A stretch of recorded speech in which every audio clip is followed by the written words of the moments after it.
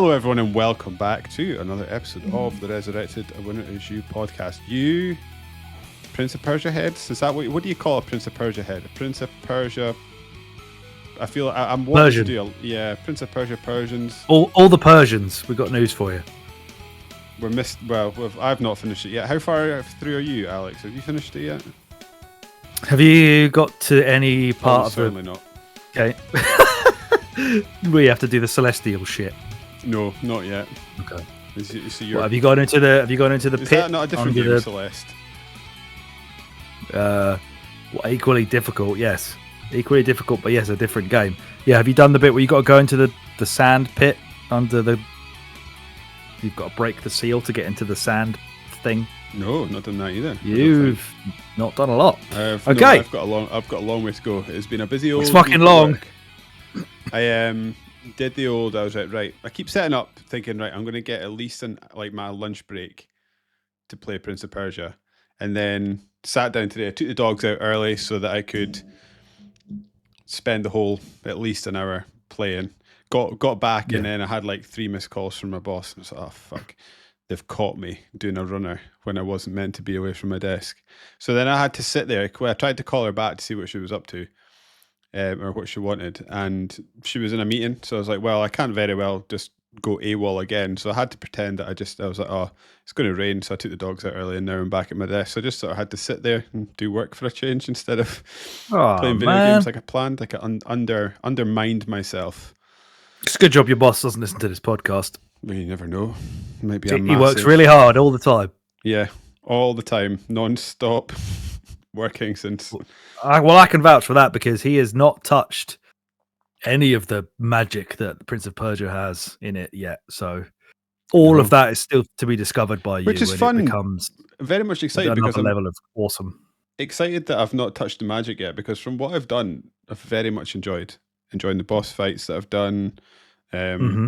Just enjoying the traversal, being able to take little snips of things you don't know. That's genius. Like that saves me. Like that, I reckon about a third of my time playing these types of games are looking at the map and going, that looks like there's a direction to go and I can't remember what's there. Yeah. Traversing all the way back there only to find it's a door that I've already investigated. Now I can just take a picture of it when I get to a place I can't progress, and then just have a look and see what it is. It's so good.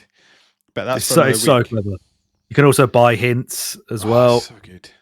That tell you where you're supposed to roughly go. Yeah. Honestly, yeah.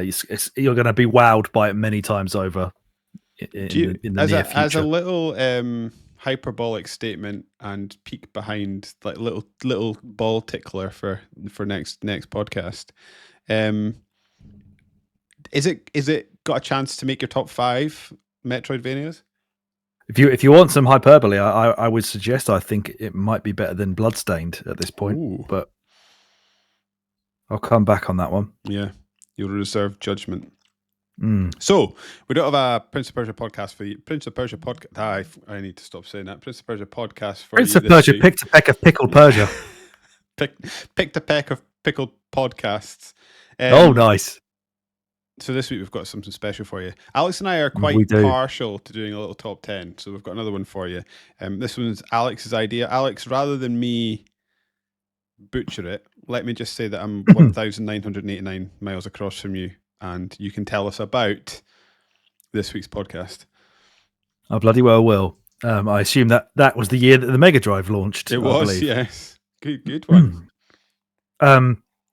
Which ties in, of course, nicely. That's the point of it being the intro to what we're doing today, which is to be a combined top 10. Now, when I say combined, I mean not combined of mine and David's. We'll be doing our own top 10s, each combined of Mega Drive and SNES titles that are not Sonic or Mario, or include Sonic and Mario in any way, because we've done a lot of podcasts on Sonic and Mario already.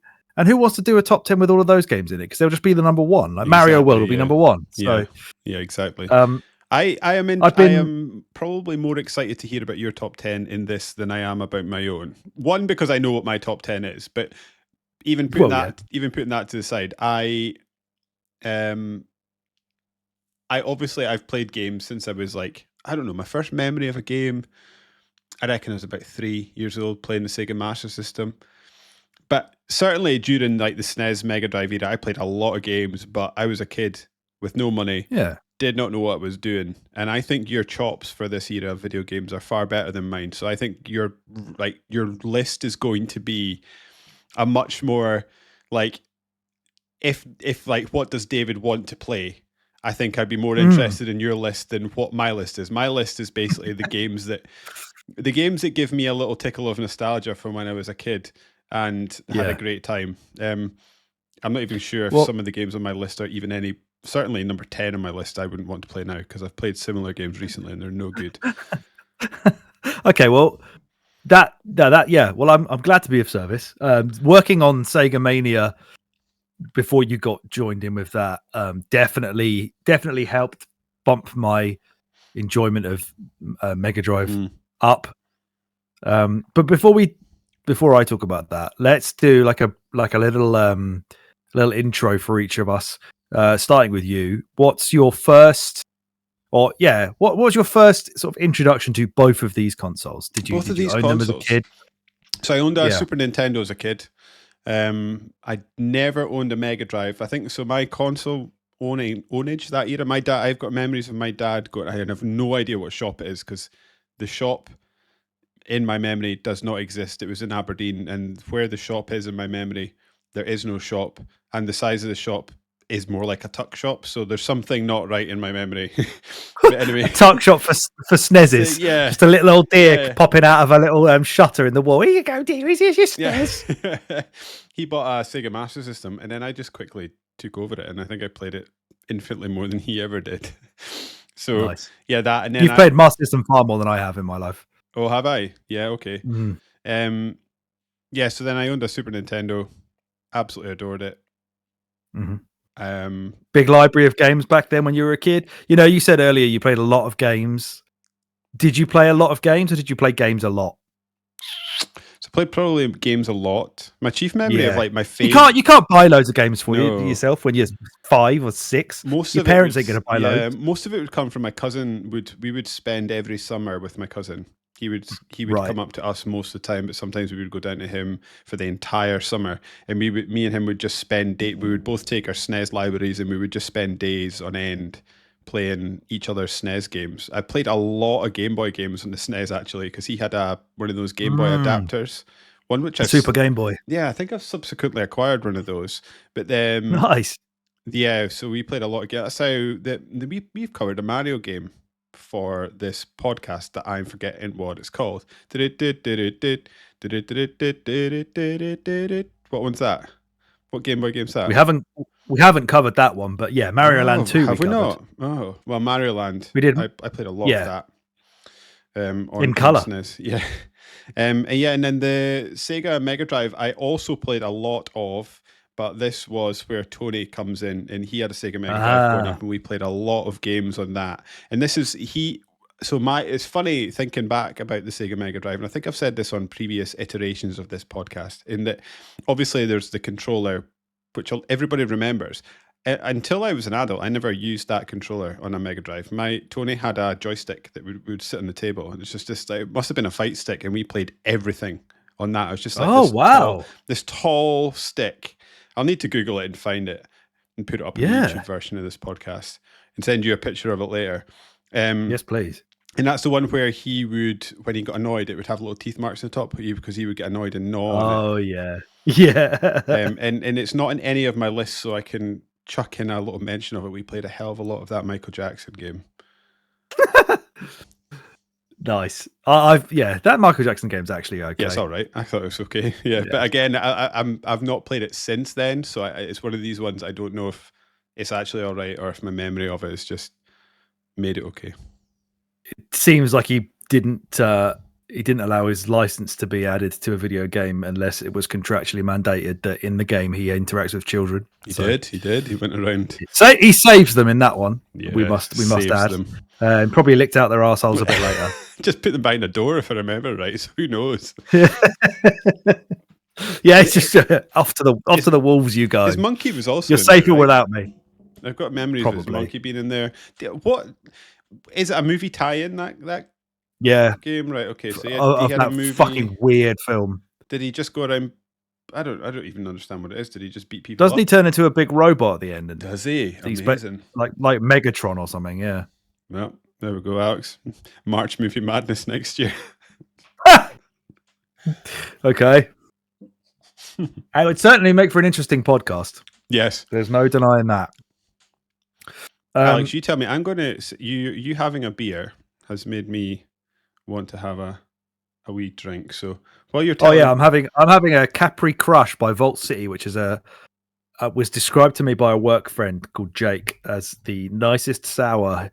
In fact, Jake was going up to York with his girlfriend. I told him to go to the House of Trembling Madness, where you and I went that night. That was a good shop.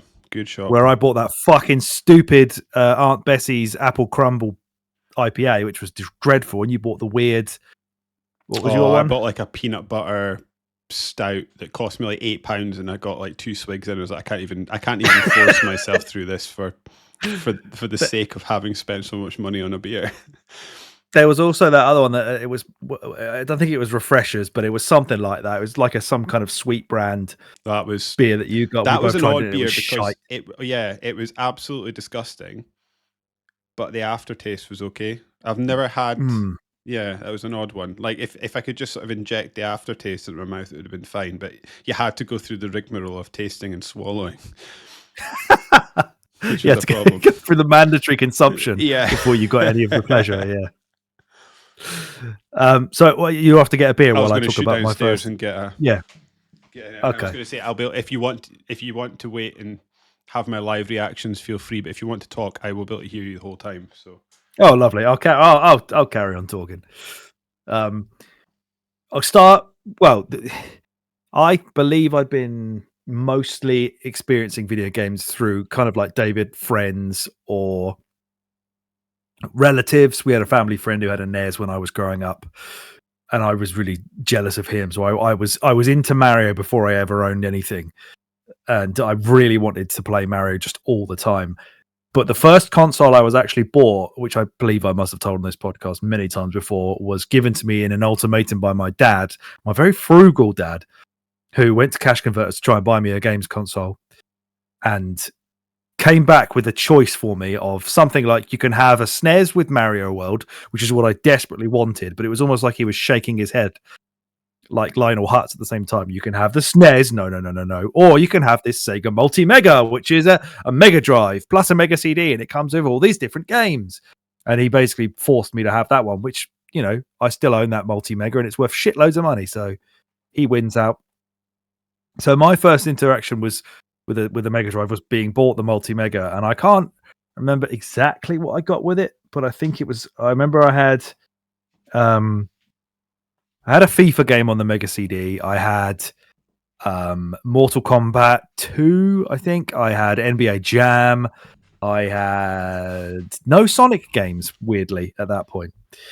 So, yeah, I used to play a lot of NBA Jam as a kid. Really got obsessed with that game. And then I always did want a SNES, but I didn't get myself a SNES until I was an adult. I was in like my late teens. Before you dive into that, the NBA Jam's one that I am jealous of your fondness for that series, because it's just not something I've ever been exposed to. But I think if I was exposed to it in the right environment, i.e. with someone to play with, I would love it, because I sort of sporadically loved what we did when we went to that arcade.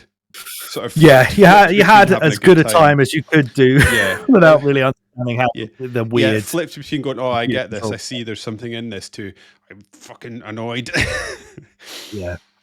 Yeah, realizing you have some control, but only a very limited amount over the CPU takes some getting used to, until you just learn to never ever give them the ball. And if you do give them the ball, just make them give it to you straight back.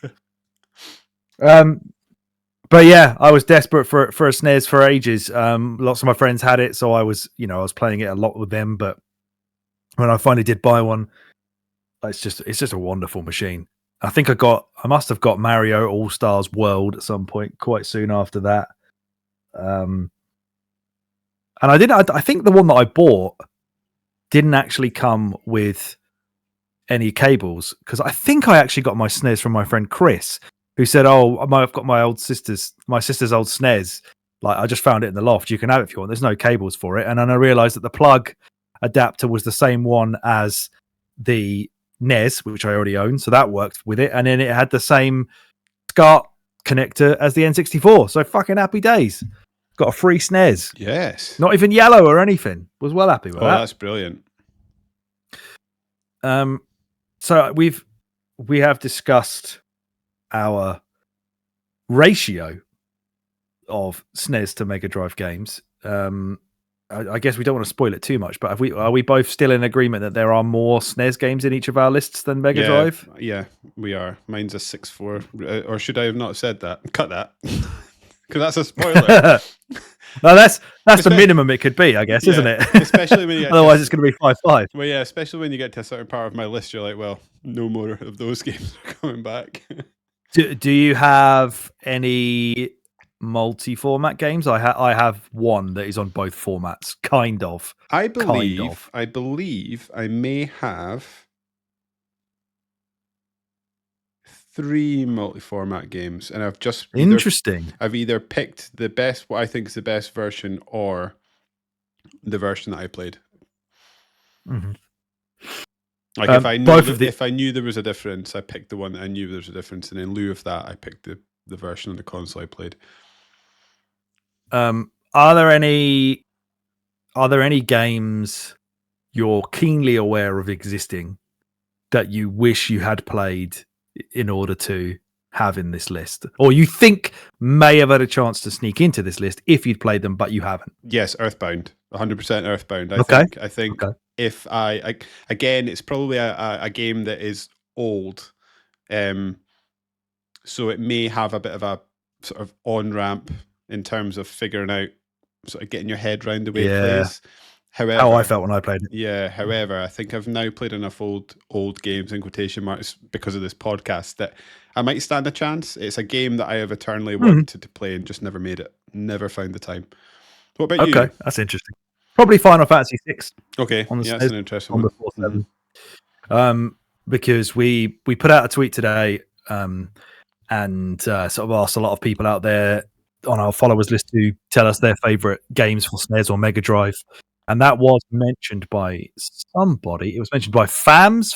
I never know how to say his name.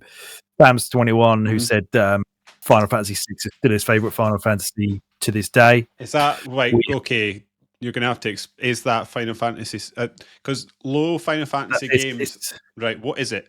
I guess it's our Final Fantasy 3, I believe, in the West. Okay. But it was the 6th one in Japan. But the last one before they jumped to PlayStation and made 7, obviously. Got you. As numbers go. Yeah, I've always wanted to play that one. That's on my list. I think they've redone. Have those remakes all come out now? I think maybe they have. That might be one I will stick on my Switch. Did they not do something weird about these remakes as well, though? They released the remakes of the mobile version. So they're did they? Yeah, so I think they're mobile games that if you bought it on Steam or whatever, it's a mobile port. Oh, that's a bit shit. Because realistically, with Final Fantasy VI, you want to be porting the PlayStation version anyway, because that had more stuff in it. So we had what do we have in our response other than Fams? We had Simon. I saw some helpful boy when I had a quick scan when I was in the bath before this podcast saying that he likes all Mega Drive games. I was like, well, I saw that. Yeah, that's bullshit. Yeah. if you like Marco's Magic Soccer, mate, I will give you my hat and then eat it. You'll have to get it back, then I'll eat it, and then you can have it again when it's half eaten. What was that game I had to play for one of the Sega Mania? Shaq Fu as well. Get fucked. I absolutely hated it, but you guys didn't hate it. I was like, I never want this game to be on my radar ever again. Can you remember what that was? Yeah. Jesus. Yeah, I can't remember what it was. Age of Booty's not great.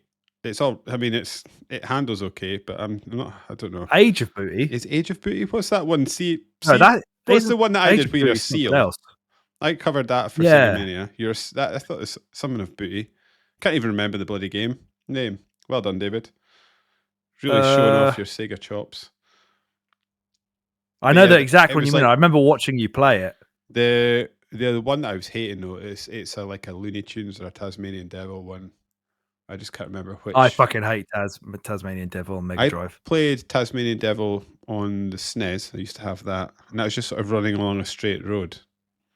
Mm-hmm. That didn't make any of my lists.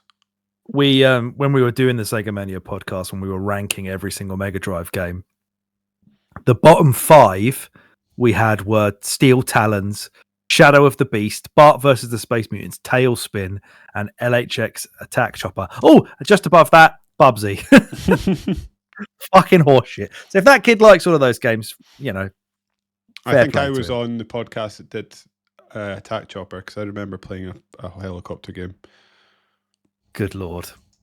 You also got to play Lion King, which I hope is not in your top 10. Yes, absolutely not in my top 10. Because it's not fun. No, it's it's such a shame that that's not fun. Because in terms of it's gorgeous. It's stunning and sounds and I think I've said this a few times, but I love the way certain games sound. And there's certain tunes like that one, it nails it. Mighty Morphin Power Rangers is another one. I think that the version of the Power Rangers song on the Mega Drive is better than the actual TV show. Getting that Mega Drive bass going on. Yeah, it's so good. We had Simon Pike from Sega Force Mega, a colleague of ours, said he picked Secret of Mana for his SNES game, which I have only ever played briefly on iOS because I bought it on iPhone. I was a bad idea. I was going to send this to you actually because I've got one to watch. In fact, I'll tell you what it is to watch. But I'm a fan of falling asleep, and I basically watch it until I fall asleep, and then just sort of wind through because these are like 4-hour long videos, and I'll skim through to where I think I fell asleep the next night and just start watching it again. Yep, I love how long. But I've watched an entire 5-hour video of Secret of Mana, so I think I know quite a lot about that game, even though I've never played it, and it looks quite good. Nice. To be fair, yeah, that's sort of an action RPG, isn't it? The one I have is Onimusha series retrospective, and it's 4.5 hours. I was going to send it to you. It's if you like watching videos while you're falling asleep, Alex, here's one for you. I've got that queued up. I need to go back to Onimusha too. Actually, I started and then sort of fell off. I don't know why. Underrated series. Onimusha's great. And his Mega Drive game was Streets of Rage 2, which strong choice. Very strong choice. Tom Thumb, the hero of the CRT gift, said his favorite SNES game would have to be Street Fighter. I'm assuming 2 because the first one's not even on there. But Mega Drive game Streets of Rage. I'm assuming. Well, that's the first one, I guess. Yeah. KDB says Zombies Ate My Neighbors. That popped up in a lot of lists that I never played it. I played it for Sega Mania. It's fine. Right. Okay. It's okay. What else did he say? World Evolution. Yeah, that's pretty sick. Rock and Roll Racing. I know my friend Simon is a massive fan of that game. I've not really played that. Desert Strike. That's okay. Toe Jam and Earl. You Toe Jam and Earl guy? Yeah. Tony and I used to. It's one of these ones I was thinking about. I was like, this is going to have to be spoken about on the podcast. Because I was sure Toe Jam and Earl would be mentioned at some point. This is what brought me to my earlier comments about I'm picking games based on sort of nostalgia and little ball tickles. Yeah. And I played a lot of Toe Jam and Earl with Tony. We would sort of pass the controller, the massive fight stick controller, back and forth to each other. And that's a game that I've played a lot of. But if you ask me how you play that game or what it's about or what I'm supposed to be doing, not a Scooby. No idea. No. It's one of these games that I put up, I don't know, for a kid, a lot of hours into and have just no idea what the game wants me to do. But we loved it. And I actually text Tony saying, remind me of some Mega Drive games that we used to play as a kid. And nice. Toe Jam and Earl was his first. He's like, I absolutely loved that game. Yeah, my brother-in-law's a big Toe Jam and Earl fan. Obviously, so is Steve, the editor of Sega Force Mega. It's his favorite game of all time. Roguelike and a really slow-paced one that you look at the box art, it looks really colourful and vibrant and silly, and you expect it's going to be a platformer, but the second one was, but the first one it's just not what you expect. Is my memory correct in that you can fall back levels? You can fall through holes in the ground and end up in you can definitely do that. Right, okay. Maybe, yeah. I just can't get on with it. If I'd need to see it played well or play it with somebody who can tell me what to do. It could be a Rogue Legacy jobby, i.e. could be. That was a game that I don't think either of us would be as fond about if we hadn't spent that night playing it together. Yeah, you're probably right. It just clicked in a way that it wouldn't have done independently. Yeah. But it's got to be a pass the pad jobby for sure. What else did KDB say? Toy Story. I never played that. That was on my sort of mentions. Yeah, I remember. That's another Disney one that looks and plays great. Don't remember the quality too much. It's an absolutely gorgeous video game, that is, yeah. Aladdin. Some of my honourable mentions, I played a lot of it. I think it looks great. I'm a fan very of... hard, though, isn't it? Yeah, another very hard one. I'm a fan of the level where you're flying on the magic carpet and you've got to like dodge stuff. Yeah. That's a fun level that I think probably holds up pretty well. That is the Mega Drive one, isn't it? Yes, because Tony and I's brains were blown that as you're flying through, there's like little Mega Drives in the treasure. We were like, oh, oh, that's awesome. Yeah, yeah, because I'm pretty sure there's one done by Capcom had Shinji Mikami working on it. There's something different about those games. I just don't know what. But because the Mega Drive one was developed by Virgin. I was going to say those classic Disney Mega Drive games tend to be Virgin Interactive or whatever. Yeah. Mortal Kombat, and then he's got RoboCop versus Terminator. RoboCop versus Terminator is badass. I suck at Mortal Kombat. Yeah, it's so good, that game.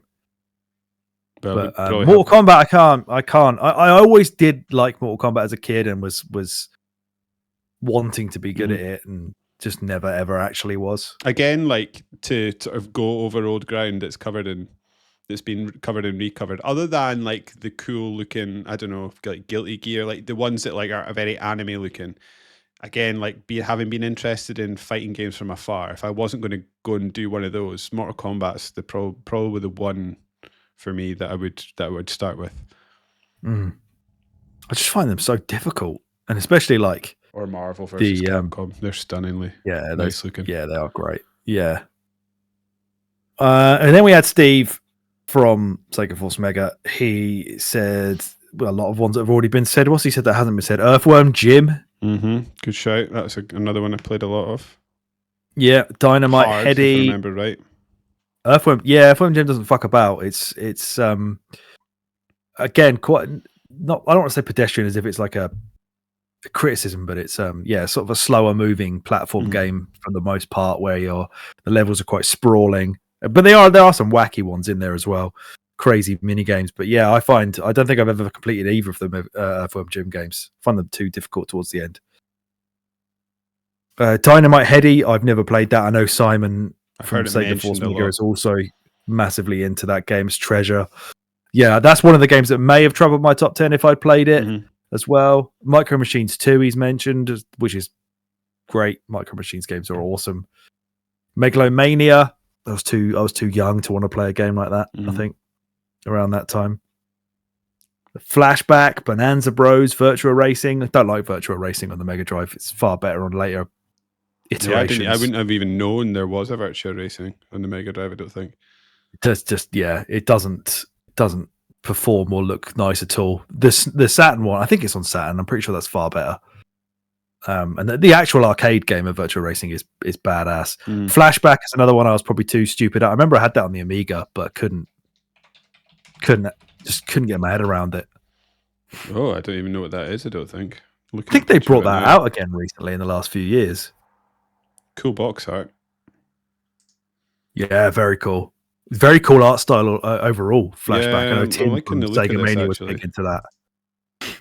And then he also did his SNES list, which I'm surprised he even has any, because I know how much Steve, at least on a performative level, hates Nintendo and the SNES. Dying and Sega. Yeah, he's put the Super Star Wars trilogy, they are all very good games. Smash TV, which is great, but I wouldn't want to play it on a SNES pad because it's a twin stick shooter. And I'd rather play it in the arcade, like I think we've done together. And then he's got Donkey Kong. Oh, yeah, I think so. We have, yeah. And International Superstar Soccer Deluxe, which is one of my honorable mentions and would have been talked about by me in the list if it wasn't for the fact that I think ISS 64 is just so. What one was that? Far superior to it. International Superstar Soccer Deluxe. So that's all the Twitter interactions we've had, which we thank everybody for. Yeah, thanks for that. And I guess now what we're going to do is we're going to take it in turns to list our top 10s in reverse order. Are we going 10, 10, 9, 9, or are we going Are you going 10-1 and then right? Okay. No, 10-10-9-9. And if either of us have got that game that the other person is talking about in our list higher up, we'll push it and we'll move on to it when we get to. Okay, so like if you go whatever and I go, oh, that's on my list higher up, we skip it. Right. Okay. Until it's your turn. Okay. We'll do our honorable mentions after we've done number 2. Yeah. Before we've done number 1 to kind of get a bit of suspense before the number 1 games get mentioned. Also saves me blasting off some games that are almost certainly in your top 10 list. Looking at my honorable mentions, there's 2 that I would like bet the house on being in your top 10. I've got some ideas about you, but I'm not entirely sure. Somebody, I think it was Rob in our little Discord chat earlier, mentioned NHL 94, and I said I'm almost certain that David's going to have that in his, but we will have to find out after we've done our top 10s, which I would like to remind everybody who's listening, especially about after last time we did something like this, that it's just our opinion. Games are very subjective. These are not the objectives list. They're not correct. They're just what we like. You can like what you like. Just don't be a dick. It's fine. I saw at the time of recording, the review scores for Hellblade 2 are dropping. And I saw that VGC had put up their review. And just for fun, I went and had a look through the Twitter mentions, and they are predictably toxic and horrid. It's just people talking about how the Xbox sucks and PlayStation's better. People getting annoyed because they've not given it 5 stars and they love Xbox. And there's just no conversation. It's just people shouting into the wind. What an absolute cesspit Twitter is. What a broken society we live in. Just no room for discussion, no room for subtlety. It's one or the other. Yeah. If you don't like some of the games I pick on my list, I don't care. Go away. Yeah. We care that you listen. I care that you listen. I'm interested to hear what games you have. I'm not interested in you telling me why I'm wrong, because I just like what I like, man. Yeah. And a lot of these games are from when we were children, for crying out loud. But after we've done our top 10s each, what we're going to then do is get some early prep going for an upcoming podcast, probably after Metroidvania is over, where we're going to do a roulette of the SNES and Mega Drive libraries on Nintendo Switch Online and just play whatever comes out. We're going to randomize that. How many do you think is a good number? I think 10's too many. What, so we have to have played all of them by time? Yeah, well, just sampled them, had a go. 5 shit, and we turn 5, it up. And then if that's not enough, we can up it for next time, because I think this is a good idea. Okay, well, let's do at least 6 then. Okay, so 3 of each system, 3 Mega Drive, 3 SNES. Right. Okay, yeah, that makes sense.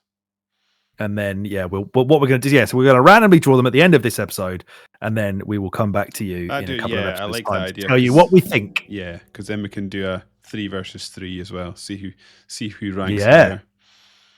Yeah, good idea. Right. I've talked a lot, reading out all that Twitter shit. Hit us with your number 10. My number 10 is Micro Machines, the first one, not Micro Machines 2. Sick. I've gone straight in with the first Micro Machines because that was the one I had and that's the one I remember. This is one of those where I have so much fondness for the Micro Machines series and I dearly love them. I went back and played one for a Sega magazine, don't remember which, and I didn't like it because they move so fast you can't see corners coming anymore. And I think back when I was a kid, it's a lot of memorization for that. And I just want, with those games, they're fun to handle, they're fun to like blast about. And I just didn't enjoy that you had to memorize the courses to be any good at them. I would have liked a slight perspective shift so that I could see corners coming would be quite nice. But when that game is good, that game is excellent. I love the perspective stuff, like flying about and when you're like a Formula 1 car on a pool table, or you're I love that level. In the I was a big fan of the in the bath levels where you're at the boat, and also there was one where you can't fall off the sides in that one. Yeah, you're on the breakfast table. Yeah, I just love the like I say the mix of perspectives. In the upcoming Sega Force Mega magazine, I've written about. Have I written about Toy Commander? Yes, I have written about Toy Commander. And I'm a bit of a mark for that kind of like Honey I Shrunk the Kid type thing. Yeah. That's why I love Toy Story and just like things like that. So big fan of Micro Machines. excellent game for its time. Like I say, the perspective I'm not sure has aged specifically well, so that's why it's hitting number 10, because I think me peak Micro Machines may have bumped it up the list a little bit. It's just I'm not sure how well it's aged. Very difficult game in the single player, especially. Extremely hard. I had a real tough time when I went back to it as an adult, and I don't remember being that bad at it when I was a kid, but I think I just had time to dedicate to it. Probably. The worst thing about micro machines is if you decide to pick it up and have a go with somebody who is not as good as you or vastly better than you, because of how quickly that game can just tilt in your favor, because of the fact that, you know, once you get too far in front, the person who's at the back of the screen and gets cut off loses a life. So they do. And I can't remember how many lives you get, but you can, like, I remember I've played that with people before, and the races will be over in like 25 seconds because you'll just go straight ahead, they'll fall off the side, and then they're out. And it's just kind of like, you have to have somebody who's of a really similar skill set to you, otherwise it's just not fun for either of you, which is a shame. And some like Spider and all that in the single player can get fucked. He's ridiculous. He's juicing. There's something going on with his machines. Excellent. I still really like Micro Machines. Yeah, good. I think you probably like it more than me now. But because I've often thought about going back and playing through all the Micro Machines through the eras to see like how they've aged and how they changed. I thought that would be a fun thing to do on Twitch. However, I once tried to do that with wrestling games, and I got to the Acclaim WWF Attitude and Warzone era, and it was one of the worst videos I've ever made in my life because I was just having such a bad time with it. I'm worried I would have an equally bad time in the early Micro Machines games. That's why I want those. What are those games that we messed about with, or we spoke about messing about with? It's like arcade. What are those little Hot Wheels racing games that briefly sputtered onto the scene? In the last like year or so. Yeah, it's that the reason I'm interested in those is directly because of Micro Machines. Yeah, understandably. I can't remember what. Yeah, they're supposed to be pretty good, sort of just like straight up or arcade. Yeah, if Nintendo Switch had better party chat, because you could, that's the kind of thing I'd happily buy a battle pass for and just stick a podcast in or chat to someone and smash through some races if it was fun. Yeah, not enough arcade races anymore. No, basically none. Apart from some of the, well, no, they're rally ones we're looking at, aren't they? Yeah, but they look excellent. Yeah, they do. Right, okay. My number 10 is either Contra Hardcore or Probotector, if you are European like us. Although I can't remember which one I actually preferred. I'm pretty sure Contra Hardcore. The best version to play, is Contra the Hardcore, which is the Japanese version, because that gives you hit points instead of one hit death, and it gives you unlimited continues. So that's the one to play, everybody, is the Japanese one. I played this for Sega Mania. I can't even remember what made me want to pick it up. I think it was just, I've kind of had a sort of a passing interest in Contra games at some point. I'm a bit like that. There's one a little bit. I wanted to sit down and properly like analyze and finish a Contra game and see if I actually like that series. And you did, apparently. Since it's I fucking love this game. Yeah. This is one that probably should have made my mention when you said other games that you think would be on your list. And Contra's one that I looked at and I was like, I think I would like this game, but I've not played enough of it. I remember watching long videos. When Giant Bomb was good, they did This Is the Run series where they would just play a game until they completed, and Contra was one of those. This one or I think it was this one, yeah. Yeah, because around the same time they obviously had Contra Alien Wars, Contra 3? Contra 3 on the SNES. Not sure which one it is. Does this one play with your perspective? So it's obviously a side scroller, but there's bits where you're like lying on your front shooting forwards. No, that's the original. You've got to like roll out the way of. Okay, that's the one I watched being played. Yeah, that's like the really crude old NES one. Yeah, this one does mess with your perspective as well. You've got this incredible boss fight at one point where this giant robot. Then it's got this like crazy parallax scrolling in the background's going on and sprite scaling. He's like running towards you while you're on like a highway just running away from him, and he keeps like catching up and going back out the way. But the whole game is basically effectively a boss rush game. As you've got these like massive screen filling bosses. The game's really fucking hard. Like I said, you need to play the Japanese one if you're gonna try it. Because or as I did for the review, just fucking absolutely abuse save states, because it just does not muck about.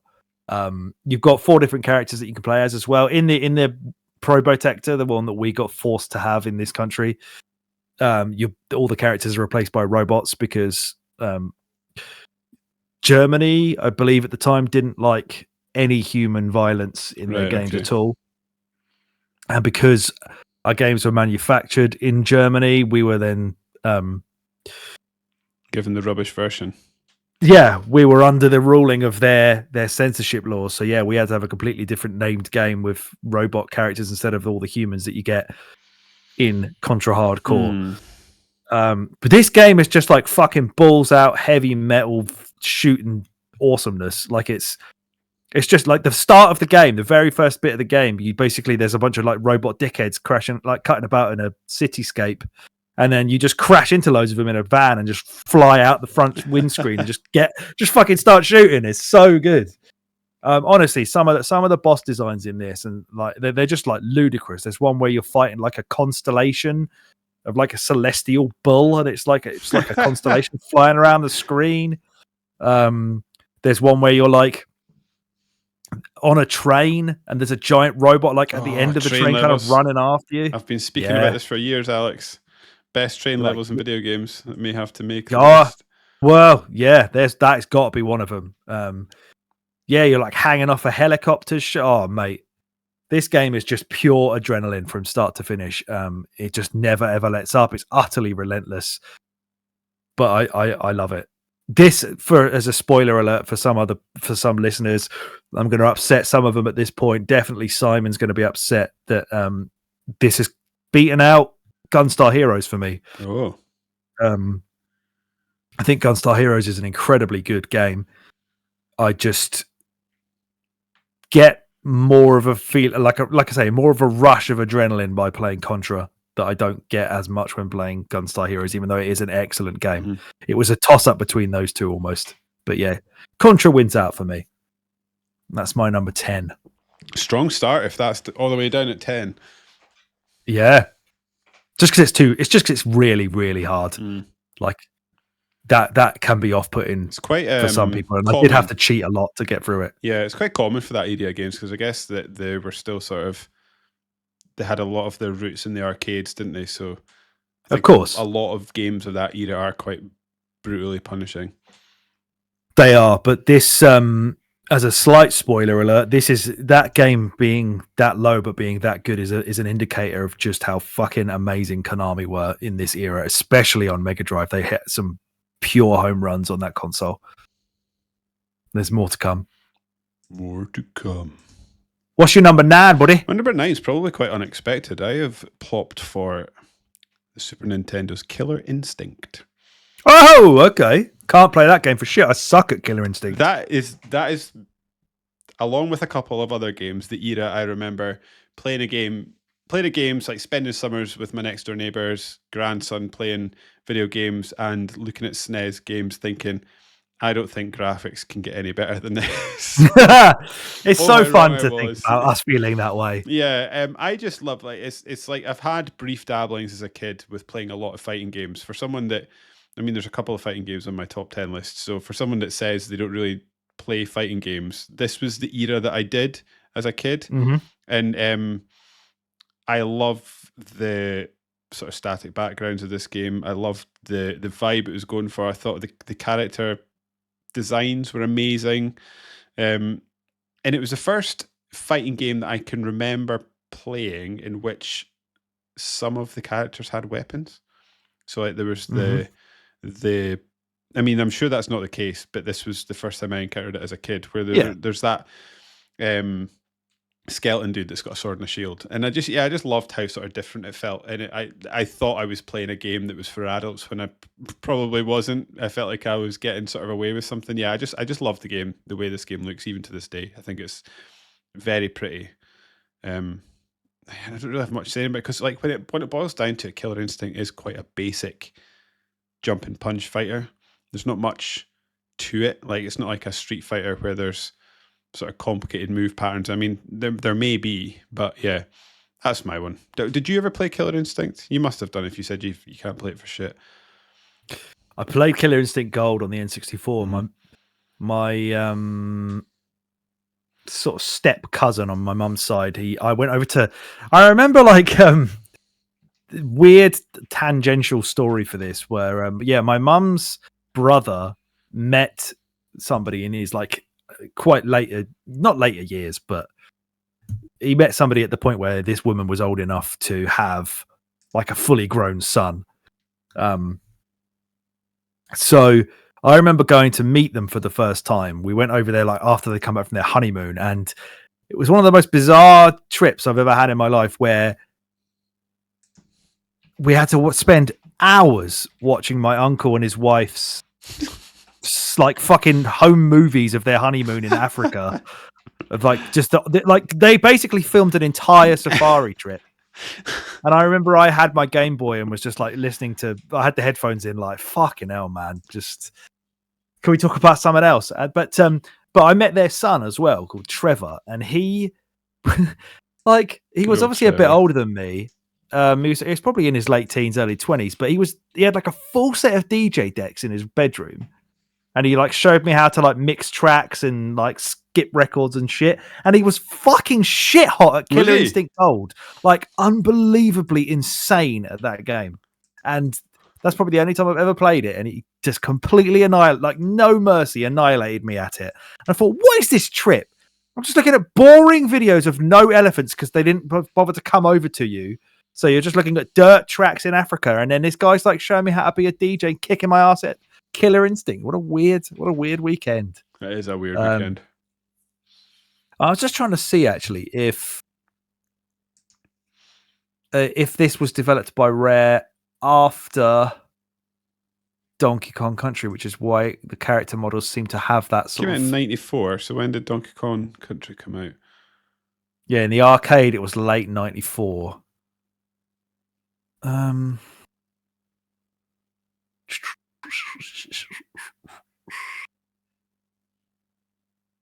It seems to be interesting.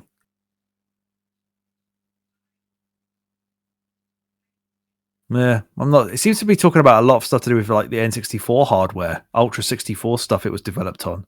How the hell they ported that to the SNES, I do not know. Yeah, well, that was the version I played. Big fan of. I was trying to remember his name. I think it was like Riptor, the dinosaur guy.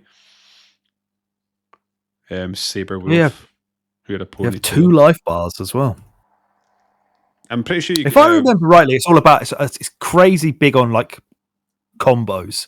It's not about like doing silly special moves and stuff like that. It's more focused around like chaining combos and punches and kicks together, and it was like lightning fast speed. I remember this series had a bit of a sort of Indian summer, is that the right word? Like a renaissance during the Xbox 360 era.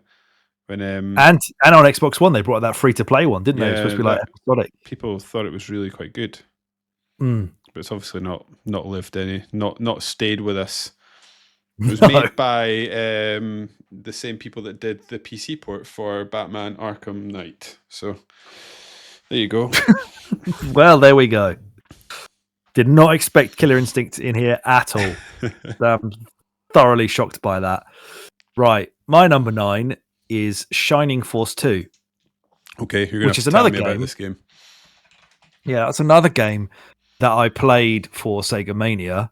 I'd also played the first game for Sega Mania, and the problem was I was trying to read back my review about this earlier on, and I was actually quite. It's a strategy RPG, a JRPG, yeah. Which is one of my favorite genres of that. The stills of the combat that I've sort of googled looks fantastic. This looks like a brilliant game, actually. Yeah, I'm writing this the down. Writing this down. yeah, well, you own it on multiple things. You'll definitely own it on. I'm pretty sure it's on the thingy collection, the Switch Online stuff. Oh, nice. Yeah, the actual game itself graphically is fine, but yeah, the still the sort of like close up battle screens that you get do look really cool. There's some awesome like enemy sprites and stuff in there. But yeah, I was quite harsh on this game in Sega Mania because I'd played. There was like a few years difference between obviously the first game and second game coming out, but for me there was like a few months difference, and I was kind of like burnt out by the fact this wasn't different enough from the first game. So I was a little bit harsh on it, but I think I tried to keep it in the review. The point remaining that this is a fucking excellent, really absorbing, really engrossing strategy JRPG along the Fire Emblem lines.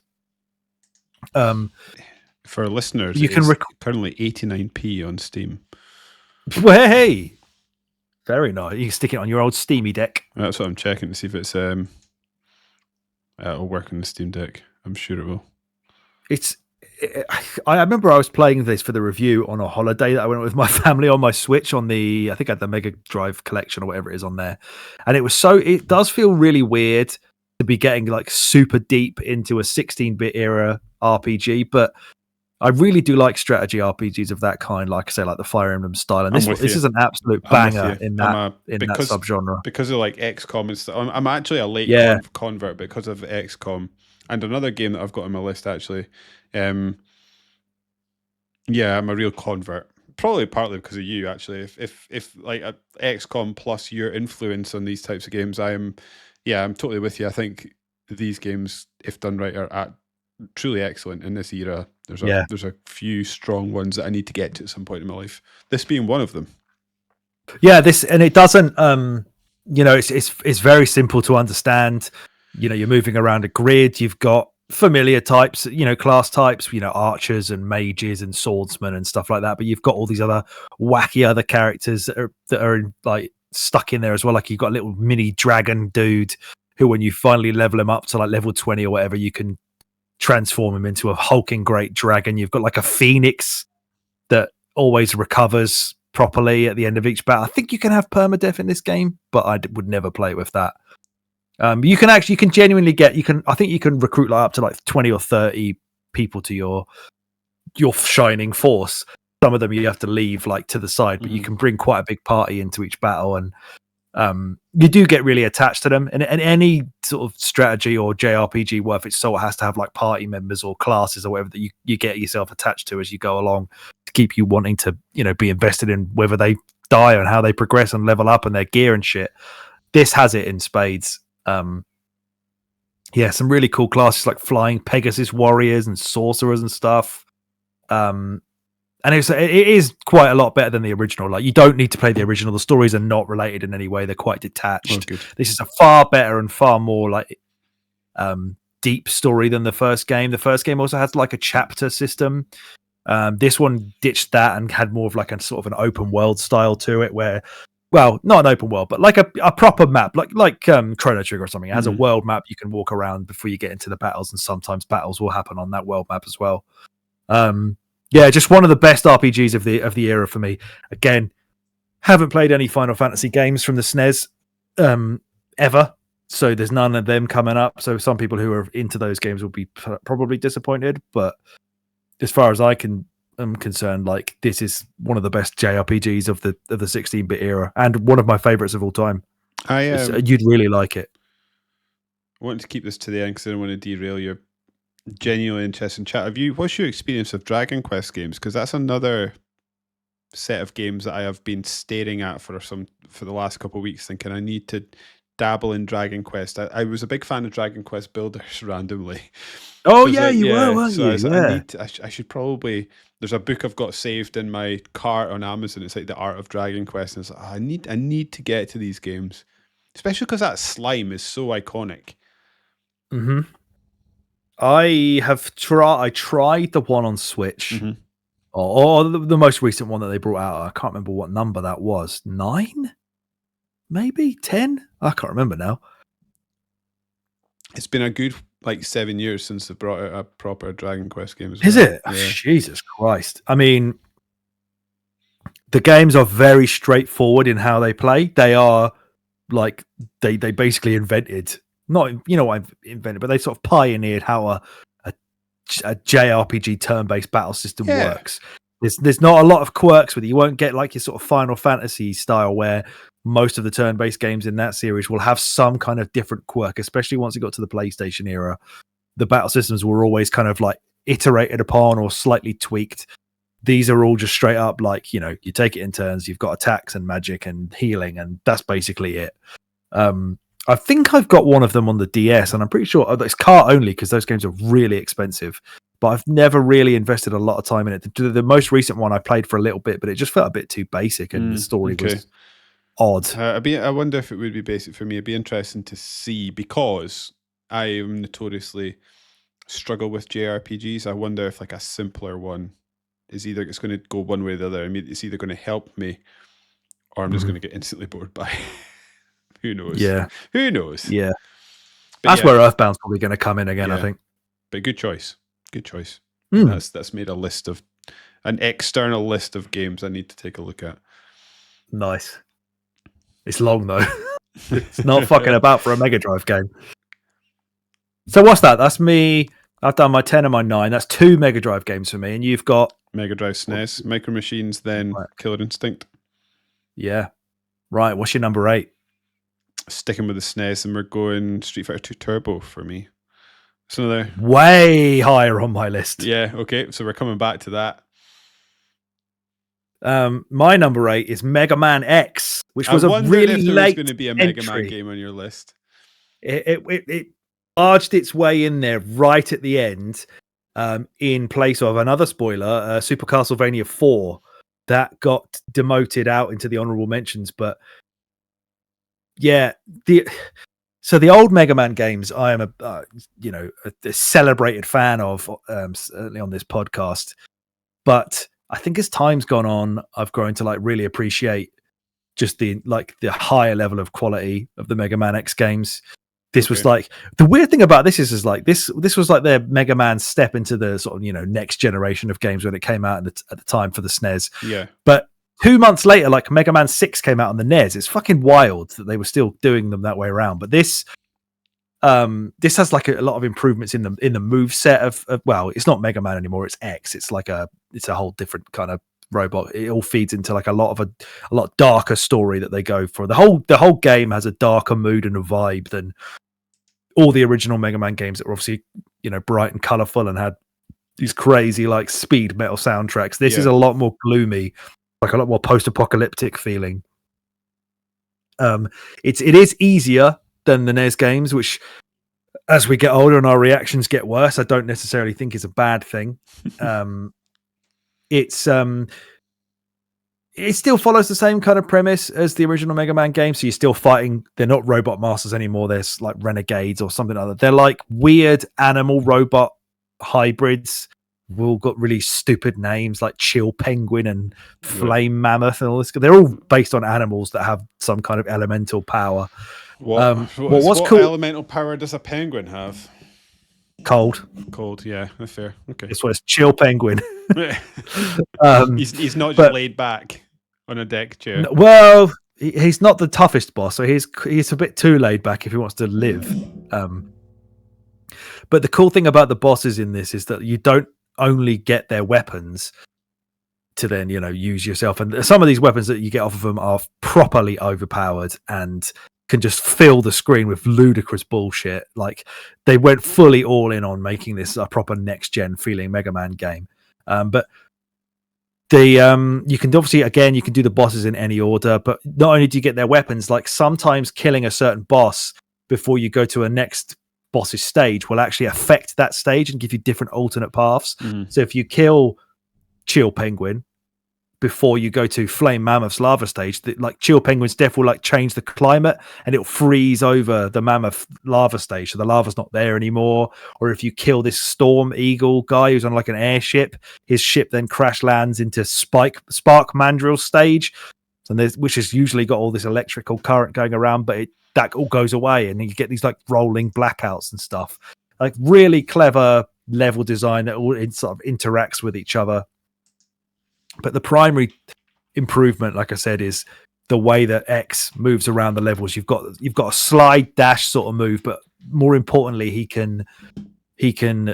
has this wall cling. So any sort of wall surface he will like land on, and then you can jump again to just continually like jump up a wall. And once you start combining that with the like your slide, you'll do your sort of slide dash off towards an edge of a platform, then you'll jump up and you'll be sort of bouncing up the walls and stuff. It gives the game like way more verticality. It gives the movement like a lot more fluidity. You can like just zip around the levels like a total badass. With these, like I say, these massively overpowered weapons towards the end. Just a really fucking awesome game. Like one of the best Mega Man games there's ever been. That I've only played it. I think I've only beaten it like a couple of times, but I did quite recently play it on the Mega Man X Legacy collection, and that collection is well worth having because the X games are really, really good. I think I've actually beaten this on iPhone as well, which is mental considering how. Yeah, it is still tough at times, but yeah, like just if people are going to get into Mega Man, like this is probably a better, more modern feeling, and more palatable place to start because the NES ones don't fuck about, and they they have a lot of slowdown. They're quite crude to look at. They're great, but this is like a different level of awesome. I really love Mega Man X. Tried to get into Mega Man about 10 years ago, and I played and finished Mega Man 1 and 2. Well, that's the problem because you start with Mega Man 1, which is easily the worst. Yeah, and hardest. I thought they were fine, but yeah, it never grabbed me. I probably should maybe jump forward a few years. You should try it. Maintain to this day the yellow demon is the hardest boss I've ever beaten in my entire life. But harder than anything I've played in a Souls game. He was just brutal. Yeah, he's a fucking arsehole. You wait till you get some of these bosses in Prince of Persia, mate, as well. They don't muck about either. But yeah, I thoroughly recommend giving that a try. Again, it's a series I wish I knew more about and played more. So maybe one day we'll get to it on a podcast. That would be fun. Yes, we should. Maybe there's like a Mega Man off. You know how we're about to do the NSO, SNES and Mega Drive. Maybe there's a Mega Man collection we can look at, or Mega Man likes. There's so many. Yeah, there's so many. That was my 8. So what's your number 7? My number 7. This is another one. I probably. I mean, as we improve on this list, I'll probably have more to say on these games. But another one I dearly loved was Mortal Kombat on the Sega Mega Drive. Definitely not the SNES version. The Mega Drive is the version. Yep. You're going to, it was just a great game. Again, it sort of tickled that little nuke in the corner of my kid brain that made me feel like I was getting away with something and playing an adult's game. I loved the vibe. I loved the way the characters looked. Yeah, upset a lot of American politicians as well of how adult that game was. I liked, and I still to this day quite like the way that they designed the characters. It was almost like, I don't know how they did it. Maybe you know more than me, but it was almost like JPEGs of real people that they had sort of taken multiple moves of and superimposed into a game. And I just thought it looked absolutely fantastic. And I had a great time playing it. I think I would. Is it Gorgon? Who's the final boss with the 4 arms? I remember being like Goro. Yeah, okay. I remember getting to him. I don't know if I ever beat him as a kid, but I would spend hours and I would get all the way up the little tiered list. You would work your way up in the single player campaign, and yeah, I played a lot of Mortal Kombat as a kid. And Liu Kang is my boy, ride or die, to this day. And it's a series that I've sort of got a lot of fondness for, and I'm quite pleased that it seems to have found a sort of new lease of life. And I think people don't like it, but I quite like that most recent movie. I know it's not a good movie, but it's perfectly entertaining action film. So maybe I need to go back and watch the one with Kylie Minogue and Jean-Claude Van Damme. Oh no, that's Street Fighter. That's a Street Fighter. Yeah. The one that had the Mortal Kombat. Yeah, that one. Yeah, I can't remember what the technology was called for how they got the sort of. It's almost like it's not FMV, but it is real. It looks like just pictures, doesn't it? As you say. I wondered if there was a sort of inverted version. So because we're playing Prince of Persia at the moment, I keep seeing on Twitter because I've been searching for it and reading about it. The guy that made the original Prince of Persia is releasing some books at the moment, and he was like, when he was making it, he got his brother to basically do the jumps of the OG Prince of Persia game, and he used this sort of mocap of his brother jumping about on like the street corner, and basically used that into the game. I wonder if it was a similar thing plus the actual pictures of the person. Don't know. I don't know, but it was cool and it looked great back in the day, and it looked unlike anything else did in those days. And again, it's like a simple fighting game. I always think that if you're going to, knowing nothing about fighting games, but if you're like meet someone that wants to get into fighting games, Mortal Kombat is not a bad place to start because of the simplicity.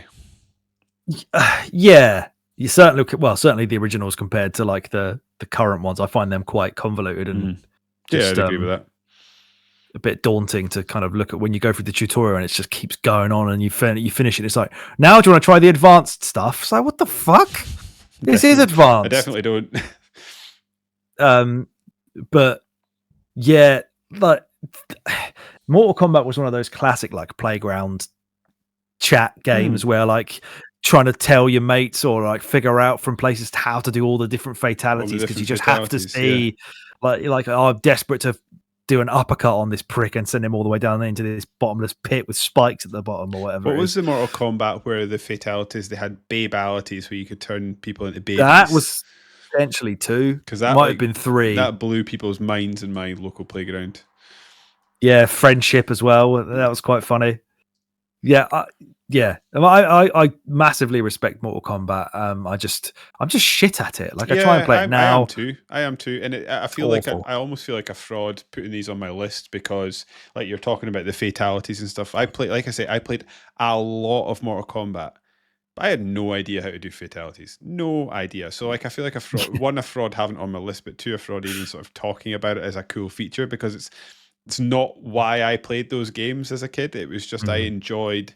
It was a fighting game, like I say, that felt adult, felt like I was sort of playing something I shouldn't, like when you were a kid watching an 18 movie. And definitely, it was easy enough that my kid brain could pick it up and have a good time with it. Like I say, I got to the last boss as a kid. I had fun with it, and it's probably one of these games that's easy to pick up, difficult to master, I would guess. Oh, definitely, yeah. You can make the guy say toasty nice and easy, but whether you can rip the guy's spine out at the end of that, that's a different matter. But hugely important game. Yeah, you know, whether it's one that we're any good at or not. Age rating's probably largely. Yeah, it's digitized sprites, wasn't it? That's what it was. But without that, like, and the extreme violence of the game, then who knows where it would have had to be regulated at some point in time, I guess. But yeah, these renegade bastards push that envelope just too far for a lot of mainstream people to handle. Which is funny, given how tame it is by today's standards. By today's standards of Mortal Kombat, yeah. You've heard like there's stories that have come out in like the last sort of 5 or so years, haven't there, of like ex developers at what are they, NetherRealm now? What are they called now? Yeah, NetherRealm. NetherRealm, by WB. Yeah. Yes, because there's the perpetual rumors that they're going to be put up for sale. So is this why they've not released an Injustice game? Because if WB sold them, then who has the rights to the game? Interesting. But yeah, there's stories out there of like people who've been developers on the more recent Mortal Kombat games needing like therapy. Oh my God.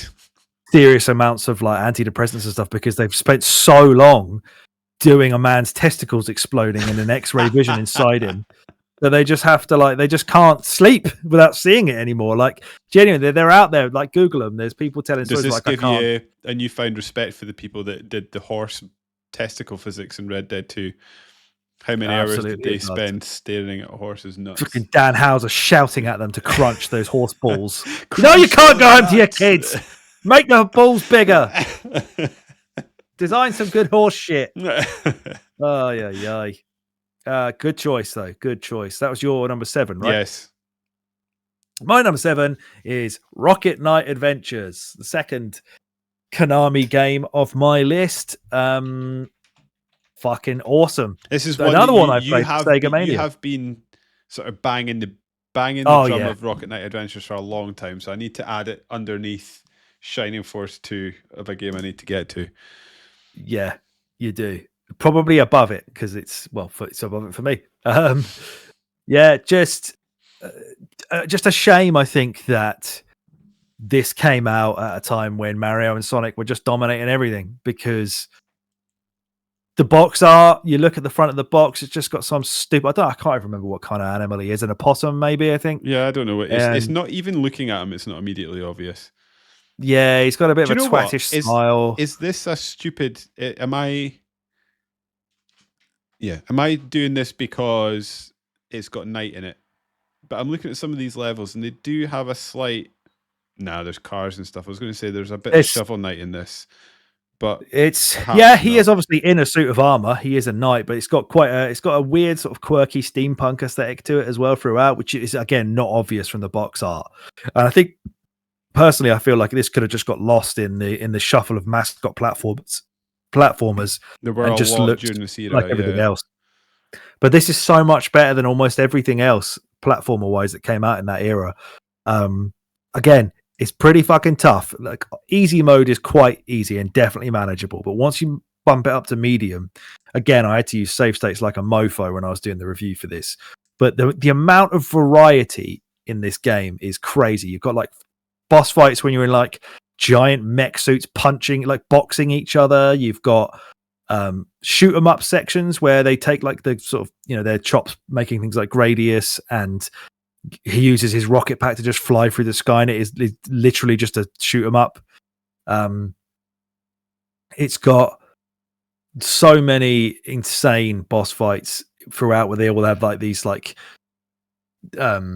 loads of like flailing limbs going about. You're fighting some of them underwater. Looks gorgeous. Like the sprites and the animations are really good. The colorful really backdrops. pretty, yeah.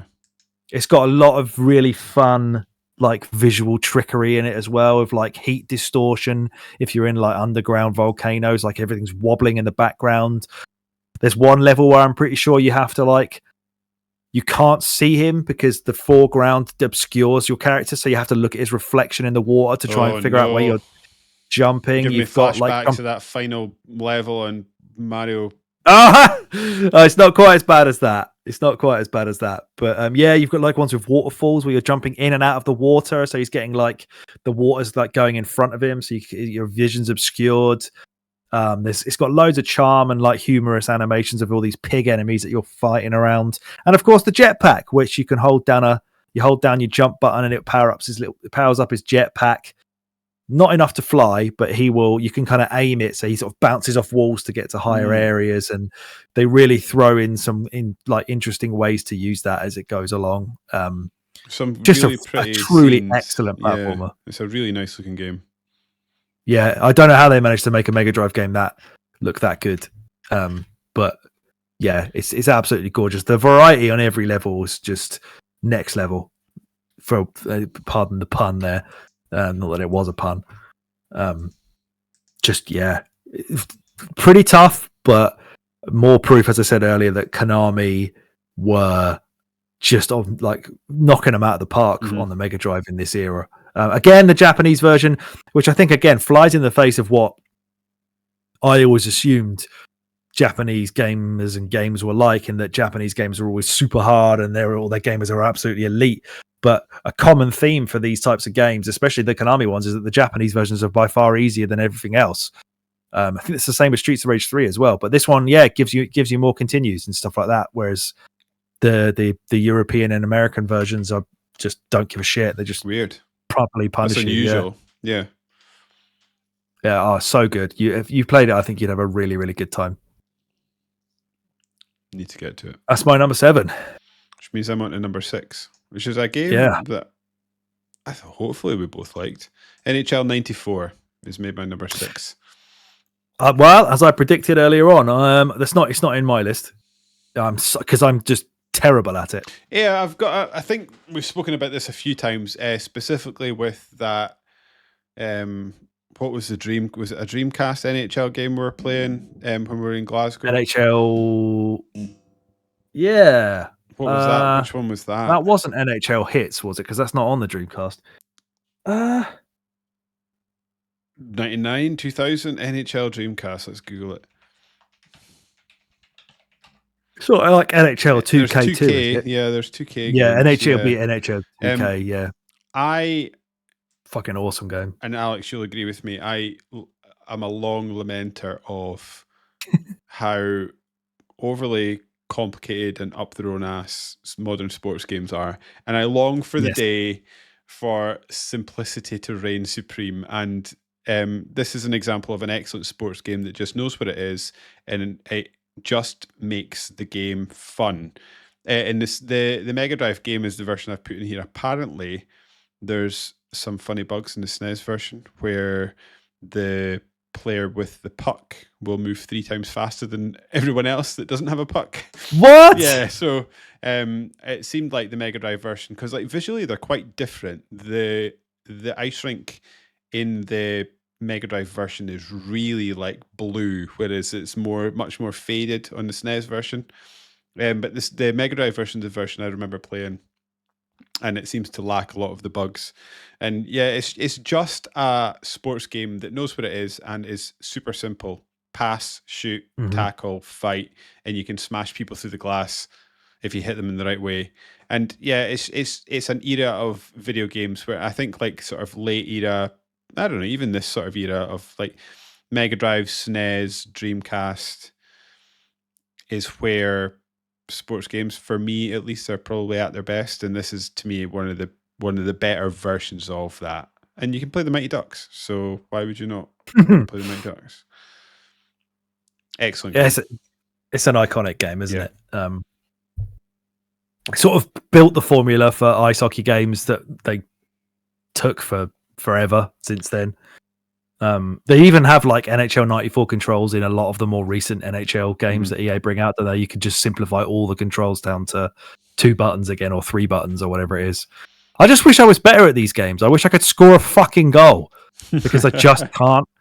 Like I love a good ice hockey game. I love Wayne Gretzky's 3D hockey on the N64. I love NHL Hits on the GameCube, NHL 2K. Even the more recent NHL games, I was big into them as well. Like just the EA ones, they all just sort of blend into the same thing these days. But they're still enjoyable. Like I really like an ice hockey game, and NHL 94 is one I've always wanted to get good at. Yeah. But I just can't play them. I think I did a review. I did a review of this for Sega Mania, and I just like trashed it because I was just like, it's just not fun. Yeah, I just kept saying like, this game is definitely good, but I'm so shit that I can't say many nice things about it. Yeah, I think it's. I don't know why it's so hard to score.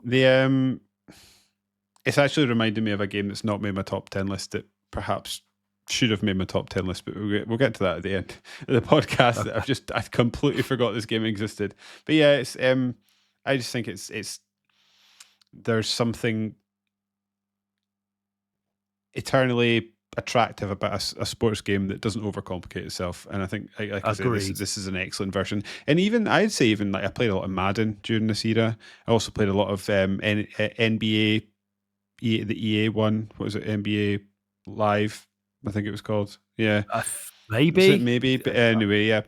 I was a big American sports game fan. It was actually a bit of a sort of entry drug into American sports franchises. If NHL was easier to watch in the UK, I think I'd be very much into it, because it sort of hits it's fast, it's violent, it's just a bit different and a bit of fun. But yeah, it's quite hard to watch in the UK.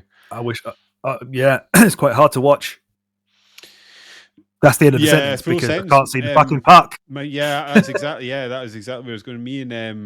When me and my friend Scott did a sort of mini tour of America where we drove up and down the East Coast for a couple of weeks. We were trying to watch NHL while that was going on, and we just couldn't keep.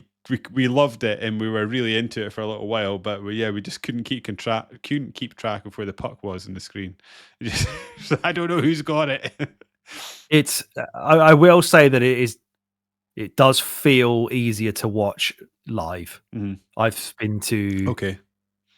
I've seen the Rangers play in Madison Square Garden, and I've also been to one of the British ice hockey, like the Elite League or whatever it's called. I've seen the Sheffield Steelers. Yeah, probably. I've seen them play. Had a really good time. I wish there was an ice hockey team closer to where I live. There's some closer to where you live, but I think you probably have to go to like Edinburgh or Glasgow. There's to see one in it. Aberdeen. Apparently they're quite good. They won their whatever league they're in. They won it last year. Because I was in Aberdeen shopping centre for some reason, and they had a stall up, and it was like league champions, and all the players were there. And little kids were going up and saying hello, but they obviously didn't know who they were. Really, it was just yeah. I think for me, I'd have to see like Chelmsford or Peterborough, and that's like completely opposite directions, and they're both miles away. Which is a shame, so I'd like to go hockey. Yeah, maybe local hockey is something that I could get into, because like again, like I was big into basketball for a while, but the thing I struggle with basketball is it's never going to be my main sport, so it's kind of a secondary interest. And with basketball, there's like 88 games in the standard season plus the playoffs, and I cannot watch like 3 hours. It's the same reason AEW is slightly better, but it's the same reason that I couldn't get into wrestling. I just do not have that many hours in my week to dedicate to watching this thing, and I just can't keep up with it. But and I just Googled it there. I was like, oh, could I get into the NHL? But no, there's 82 games in the regular season, so it's probably not happening with NHL either. So NFL is probably the one. 16 games is enough. I can handle that. yeah, they keep it sensible. They do. Just, why? Too many games. Why 82 games? Anyway, that's my number. I wonder none of them can walk after they finished. I know, exactly. Jesus. That's my number 6. Great game. Simple. Exactly what you want from a sports game. Not overcomplicated. It's not going to make me learn button combinations to play the game. I can just pick it up and play it. That's exactly what you want. Yeah. Absolutely. Right, my number 6 is, I'm almost certain going to be higher for you, but my number 6 is Streets of Rage 2. Yeah, right. It's on my list higher up. Right. What's your number 5? It's wanging right back to me after all that time chatting. Mine is, I think a version of this game has already been mentioned in this podcast, but the one for me is the Super Nintendo Super Soccer. And it's not International Super Soccer. It's just Super Soccer is the name of it. Oh, that one. Okay. Yeah, and that was probably the first football game I ever fell in love with. International team was only if you run diagonally at the keeper, you will score every single time. But yeah, that is again simple, just pass, shoot. Very few things to do. Slide tackle, normal tackle. Really, really simple. Pretty for its day. Let me just double check that. Super Soccer, because I've got a box version of that game in my cupboard. Yeah, a big fan of it. Again, it's a football game that there's not a lot to. Like early football games were quite simple, and I think like I don't know, there's probably a more passionate existing fan base for the sensible soccer, which you and I play a lot of, and actually had a great time playing. But yeah, Super Soccer, first football game I ever properly fell in love with. It's great. I mean, they've developed. This was developed by Human Entertainment. Mm-hmm.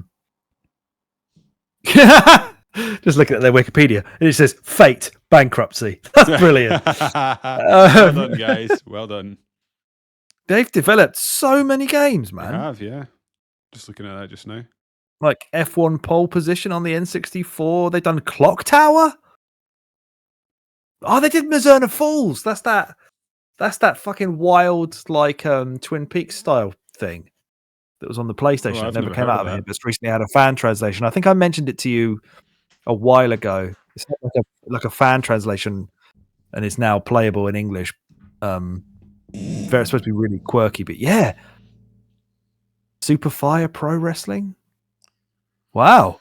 Did they do Fire Pro as well? Are they the Fire Pro guys? Well, yeah, they Super are. Fire Pro, yeah, it could have been. I was going to say that could have been how Fire Pro came about.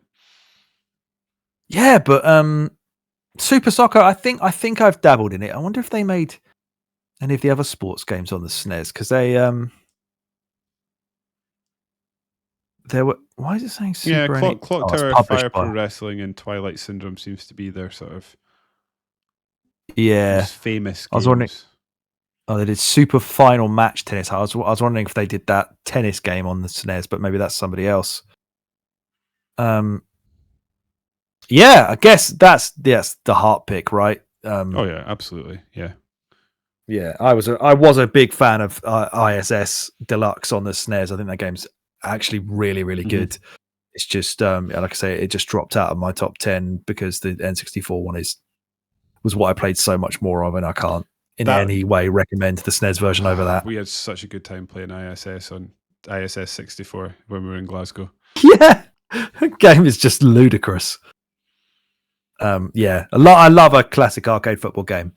You just can't beat them. I remember it's fun because obviously, so the way in which they delineated how good the teams were was basically when you were doing the campaign mode, so to speak, is you had to beat every single team in the game, and they got progressively harder. And then when you beat the last team in the game, which I think were Brazil, you then had to play a team dressed all in black, and it was like the best players from every team. Team Evil. Yeah. And it was I used to find it funny. I did it a couple of years ago. Let's see if I can find it. Super Soccer menu screen, and looking back at how they ranked the teams of like best to worst or like worst to best, because the one that I always remember is the worst team in the world apparently was Belgium, who by today's standards are obviously not. I wonder if it's going to show me. Let's have a look. Germany were very good. I'm trying to zoom through a YouTube video here. I'm doing that as well. It's very much got the sort of behind the goal, top to north to south, for want of a better word. Yes.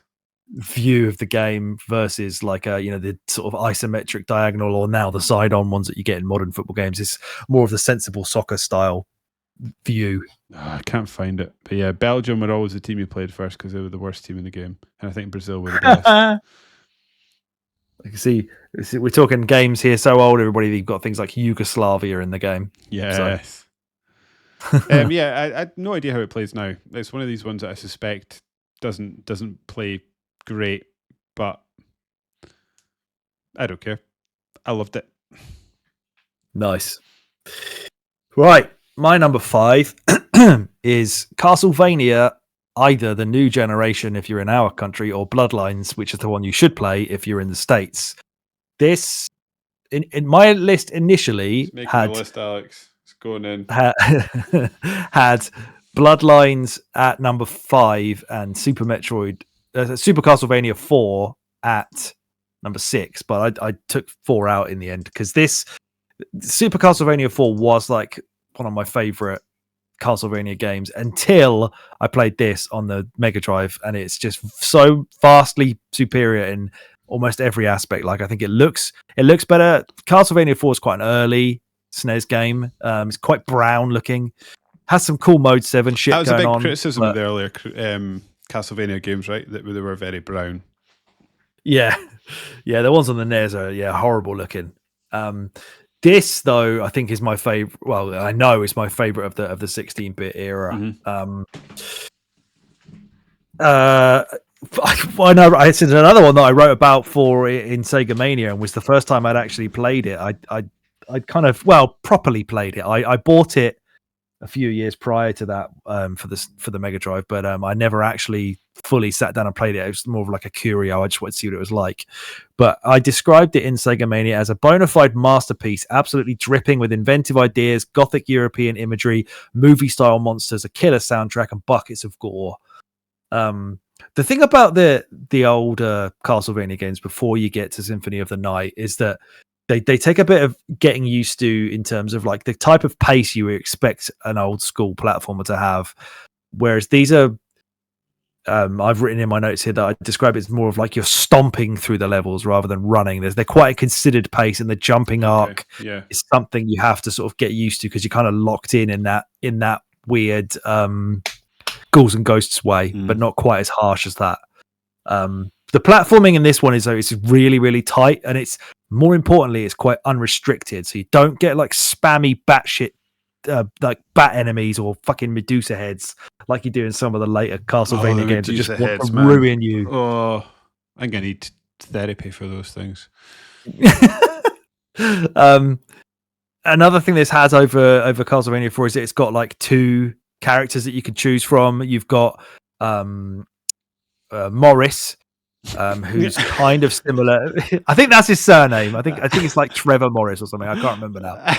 To be fair, this series has got some like disconcertingly bog standard names. There's I actually think there's a Morris. There's a Trevor in there, isn't there? Trevor Belmont. Yeah. I think his name might actually be John Morris. Let's check. John Morris. John Moxley. Yeah, John Moxley. Yeah, John Morris. That's his name. He's a member of the Morris clan. There we go. So he's got a whip, which is very similar to Simon Belmont from Castlevania 4, but unlike Simon, he can actually use his whip to like attach to any surface and swing from it like it's a rope, which is really cool. And then the other guy, Lacard, he's got a spear, but you can like pole vault with it, and then that encourages like replayability for each of the characters, where you've got like different routes you can take through levels. So some areas you won't be able to get high enough with Morris, so you've got to use your pole vault as Lacard, or you can't make a jump, so you've got to use your whip to swing. A big thing in order, because it's not that much of it. I mean, I think you can do it in Symphony of the Night, but it's not like a defining feature of that game. More of a that was like you sort of unlocked Richter Belmont, didn't you? Yeah. And then he doesn't level up or get any gear. Oh yeah. I think some of the NES ones may have had multiple characters in them as well. But yeah, this one, the one on the SNES definitely doesn't.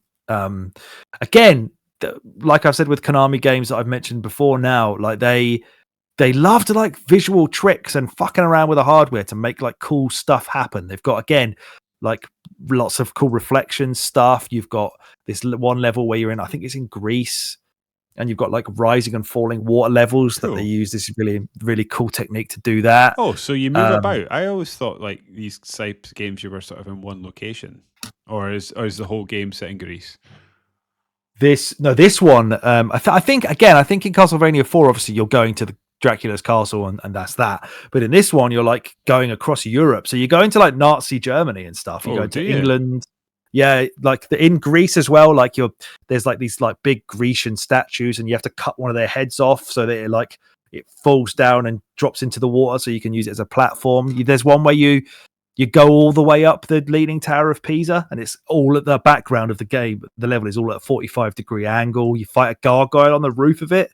Like, this got so many like awesome ideas. The bosses in this are all like movie monster stuff. Loads of different stages to them, like different forms that they have as you fight them. There's one level right near the end where it puts like almost a line, like a thick line through the middle of the screen, and it's like the background. So it's like you'll see the top of his like head and shoulders, then his torso is in the background, and then back in the foreground are his legs. And it's like just off at an angle from itself as well, so it's like just sort of behind him. So he's like, his stomach is behind his head and legs, which are in the foreground, and his stomach's in the background. Really fucked up, but it's quite it's like amazing to look at. Just an amazing Castlevania game. Like I say, Symphony of the Night is a different level. Like you say, that's GOAT, but Bloodlines, New Generation, whatever you want to call it, on the Mega Drive is definitely the best Castlevania game before that existed. Before that one, I would say thoroughly worth playing. Far better than the SNES one now. I do love the SNES one, but after I played that, like there was no doubt in my mind that the Mega Drive has the best Castlevania of that era, easily. It's not something you hear a lot of people say. No. So more fool them. Exactly. Yeah, absolutely. Is that your number 5? Yep. So you need your number 4. So we're into the big boys now, top 4. Yeah. It should be nothing but banger after banger. It should. We'll see if that comes true. And my number 4 is one you've already mentioned, I think, Streets of Rage 2. Ah, yes. Right, let's get on to that. It's time we go on to this game. Is like, there are a few standouts from games that we have covered on our review over the years, and this is probably one of them. This is a fucking fantastic game.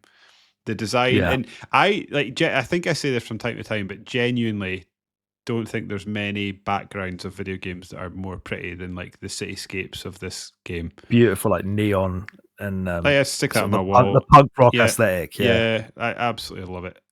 Make a cool sleeve of a tattoo. The old. Mm-hmm. Anyway, it's just that These games are fantastic. What do you call them? Beat 'em ups? Is this like I early? would say this is this is Yeah. probably the best beat 'em up ever made. I would say. Yeah, I think I'd agree with that. Just trying to think of it. Like I think there's not a lot of question in my mind that this Streets of Rage 2 is the best beat The 'em up only ever other made. one that people Streets of Rage, people talk about the Turtles ones and try to think of other. They are great. Final Fight, Yeah. people like a lot. It's Mega CD, one of that's The ending quite to good. Final Fight is pretty epic. Where if you play it on, is that Final Fight? Is that the one you fight where if you make it multiplayer, you end up fighting Yes. your teammate over the girl? Yes. And then the winner. I think so, yeah. The winner. It's a fight to the death, and the winner gets the girl. The girl doesn't get to choose. Cadillacs and Dinosaurs. Yes, good shout. Fucking awesome game. Yeah, this is a great of its genre and a great of the console and probably a great of all time. Oh yeah, it's iconic. Mm-hmm. What have you got in your notes about it? The soundtrack. Oh, great shout, the soundtrack. Yeah, banger after banger. Yeah, you're right. The thing that kept jumping in my head where I was thinking is when the police car, when you have you shoot is there's like a special move or something in the police car comes Is that on not the screen. first one? Is that the first one? I can't believe I think that. it is the first one. Oh my god. I can't believe I'm mixing these up. But anyway, yeah, Street Fighter 2's the better game. It's compared to the original, which is fine. Yeah. The second one's just better in every way. Like as you said, the backgrounds and the stages all look incredible. I love how much bigger the sprites are. They're quite small in the original Streets of Rage, but the second one, everybody's like just chunky as fuck, especially that wrestler guy, Max. He's awesome. But all like the punches, you can like, they feel weighty and painful. Yeah, like, you're right. There's a they should do it a beat 'em up. Yeah, there's a weight to them. Yeah. It's just a masterpiece. Like it's this like I say, the stages are really varied as well. It's a game. The characters all feel different and distinct. I agree with you. I agree with you. It's and I'm kind of struggling here because it's a game that I find it's almost, because we've also podcasted about it, so you can go back and listen to that. But I think you should. In isolation, I'll speak about myself here rather than you. It's a game that I find it's difficult to talk about because it is incredibly simple. You move left to right, you punch, kick, jump, grab a pipe, smack someone, eat a chicken out of a bin, rinse and repeat over and over again. Like, it is an incredibly simple game, but everything it does is just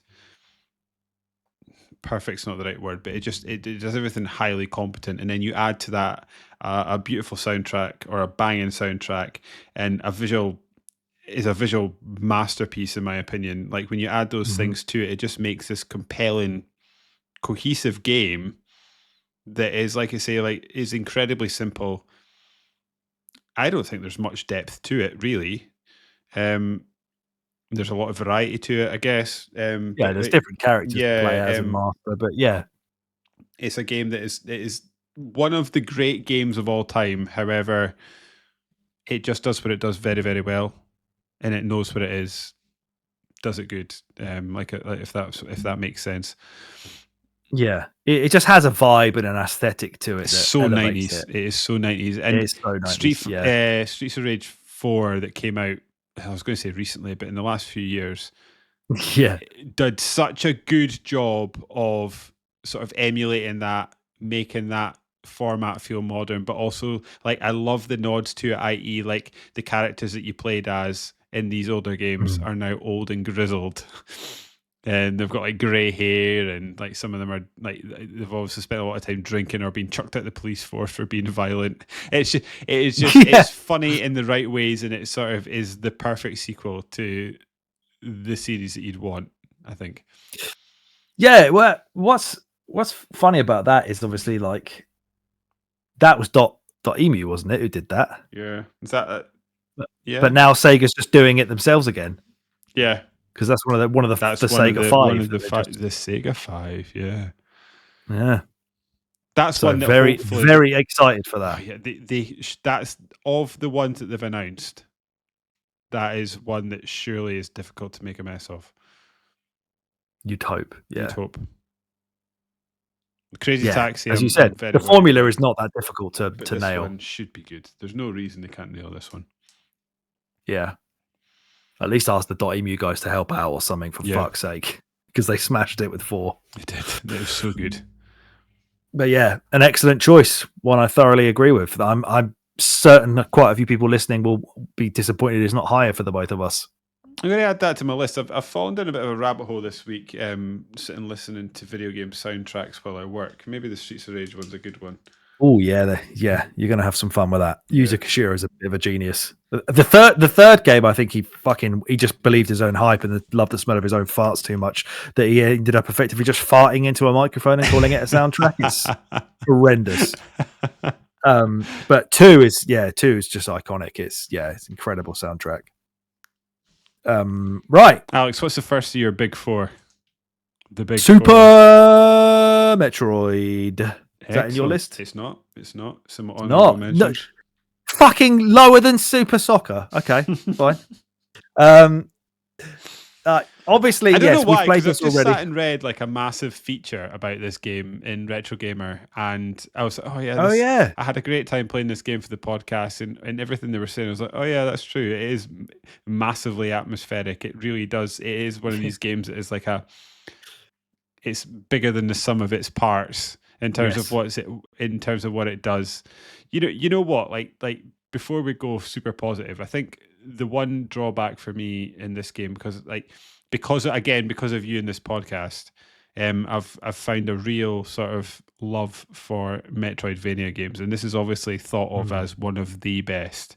I think one of the enduring negatives, if I was forced to come up with one, is that I think the map is quite difficult to use by modern standards. It's still better than a lot of games that were coming out during that era. And I think if I didn't have a guide, I would have found it difficult. I do agree with that. My slight criticism to it, but I'm about to agree with everything you're going to say about this game, because it is a true classic, and I do feel a bit dirty for it not being in my top 10.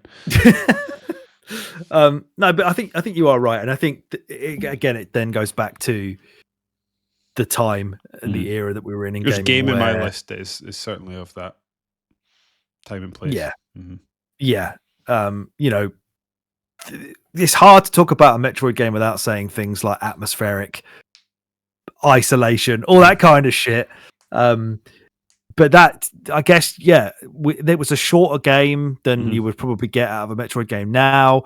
So therefore, exploration is completely part of the course. That is expected of you, to get lost and find your way. But I think if you're trying to play it in amongst the more modern Metroidvania games, then yes, it will feel a little bit archaic in terms of just giving no fucks about helping you go anywhere.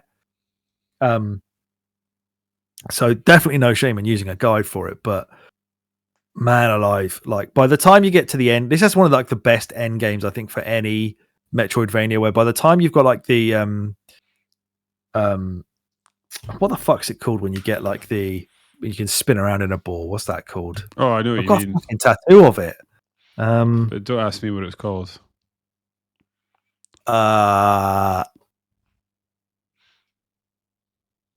There was even a YouTube channel that was called it as well. I've googled it. Spring ball, spin around. It seems like no one seems to know. What do you roll? I think it's called the spin attack. Is it? Yeah. Boost ball, spring ball, spin boost. Yeah, it's the spin attack. You've got it. That was the YouTube channel. Yeah. By the time you get like the spin attack and the way that you can then utilize that to kind of bounce around, like you can effectively just never have to. Screw attack. That's what it's called. He's nailed it. The screw attack. By the time you get the screw attack at the end of the game, and you can effectively bounce through every single screen of it without ever touching the floor, just feels so rewarding. As I think I said to you a lot when we've been playing Prince of Persia, when I said, it starts off, it's really difficult, you get lost a lot. It's the growing pains of a Metroidvania game where you have to start these games feeling underpowered and lost and overwhelmed and everything's too hard. And I don't necessarily think Super Metroid does that. I think it's like it never really makes you feel like you're absolutely fucked and you got no chance. It doesn't, but it does. If I remember right, it does start you off with all your powers and then take them away from you. So you sort of of course it does. You get a glimpse of what you're about to get. Yeah, but I think that's good. I agree. You never feel like you're cool, sort of hampered. Yeah, I think it's like one of the best. Like, although the map is quite confusing, like the actual world that this is set on, I think this might be Talon 4, but I could be wrong there. Is one of the best ones that there's been in this type of game. Just like it set the standard for like, here's a different, here's like the lava bit and the snowy and all that kind of stuff. Like the way that they split up the different areas to have different terrains and effects, so you need different suits to be able to handle. And the original Metroid obviously existed before this and is, important, but not really very fun to play. This is Castlevania jumped on the the Vania part of the Metroidvania bandwagon after this came out. So it really does feel like this was like the invention of what they now call search action of, I'm going to get upgrades that will allow me to go back to this area I've gone to before and open the X door because I can now do this. Like there's just something so endearing about that kind of formula that when done right or to perfection, just like it becomes so absorbing and it's so fun to work your way through and build yourself up to this all-powerful entity by the end. And the progress you get should feel really tangible because every time you get something, there's a very clear and obvious colored door that you can now go through. Like it's really laid out there. I think that's the big magic trick about these games is actually when you a lot of these, I mean, like we're playing one just now, so I don't know whether this applies to that, but certainly applies to the majority of this type of game I've played. The big magic trick to these are the fact that they're actually quite linear games, but because of how you gain access to different parts of the level. But the big trick is to not make it feel like that. If you can sort of create a game in a way that is atmospheric enough that you're not thinking about those things and you're unlocking things at a rate that is both interesting, engaging, fun, and making you feel like you're like, I remember that bit I can then go back to later on. The game's actually leading you. It is like the ultimate version of yellow paint in games like Uncharted and Tomb Raider and stuff like that. You're being led by the hand, but you don't know it, and that is like true, smoke and mirrors. True genius game design. And I think this is absolutely one of the best versions of that. And just that you are sort of led through this game, and you feel like you genuinely are, because I guess you are exploring a place. And it's also like for me as well. It's the vibe that this game, I know we've spoken about this already, but like because of this podcast, I've sort of found a bit of a love of Alien, the franchise, and this is reeking of that. They've openly said they were inspired by Alien. Oh, were they? Okay, yeah. It is. Yeah, it's just like the music's awesome, the level design's awesome. I even like the boss fights in this game because the big fucking dragon dude or whatever it is just and they're so different as well. It's not like there's a few games here we've spoken about that have got boss fights, and like especially my number 3, like the boss fights are very similar, but this one they're not. Every boss fight's different, madly different, and it is like a huge sort of they're not only different from the other bosses, they're different, massively different from the things you've encountered throughout the level up to that point. And it's just a good way to feel like you're being constantly given new things, constantly led in different directions, but also constantly discovering things. Rewarded for it, and you're being rewarded for your exploration. And it's not on my list of top 10 games because as much as I love it, I don't have that emotional connection to it, but you played it like a year ago or whatever for the first time. If you're making the de facto top 10 games that aren't Mario over the Sega, of the SNES and Mega Drive, like this is top 5, which it is for you. What is it, number 4? 4. Just a work of art. Yeah, and what a mature, like, crazy sort of dark game for Nintendo to make. Yeah. It's so weird that the It's a company great that was doing point. like Mario and Zelda and stuff made that as well. Do you know what? That is like a proper actually sci-fi alien shit you have with guns. made a point here that I feel like the entire, me included, the entire games industry has missed to this point. Like everyone always talks about Metal Gear Solid as being the game that people realized that games could be more than kiddie platformers, or like this is the game that could be serious. Like Metroid is that. Like this is such a serious, dark game with adult themes left and right. Nintendo been doing this shit for ages before Kojima came along. Yeah. Fuck you, Kojima. You Tweet us about charlatan. that, listeners, if you've made it this far. It's Planet Zebes it is on, not Talon 4. What So the is fuck was Talon I on 4 about there? another Metroid game we've played? That's got to be Metroid Prime, surely. say, we've That's also probably wrong done- as well now, isn't it? We've also done Metroid Prime for this podcast, so go check that out if you haven't either. It's another top quality Metroid game.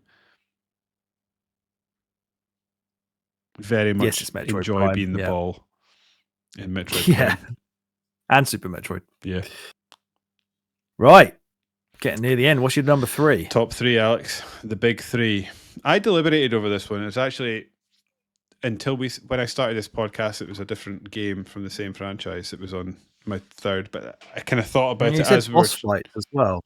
Interesting. Yeah, we're chatting about it, and I was like, I actually think Donkey Kong Country 2 Diddy's Kong Quest is probably better than Donkey Kong Country. It was a hard one. The reason I've kind of plopped for it is like I've got what have you plopped for? Donkey Kong Country 2 Diddy's Kong Quest. Okay. Have I got that right? I feel like I got that name You wrong have got that right. continually over the course. Yeah. Diddy's Kong Quest, yeah. Yeah, and what I had at the start of this podcast was the first one. But I don't remember being much of a fan of the snow level. I remember finding in the first one? In the first one, yeah. I love the snow Was level that in not the first deeply one. frustrating? Anyway, Diddy's Conquest is the one I've gone for. It adds a bit more movement, I guess, because you're not just switching between Diddy and Donkey Kong. I mean, you are. I don't know, actually. I can't decide. I wanted to pick one of these games. At the moment, I'm going with Donkey Kong Country 2, Diddy's Conquest. But depending on the day, I think I could go either way. Which one do you like better? Or is that a problem because we've got that coming up on a list in a little while? Yeah, maybe.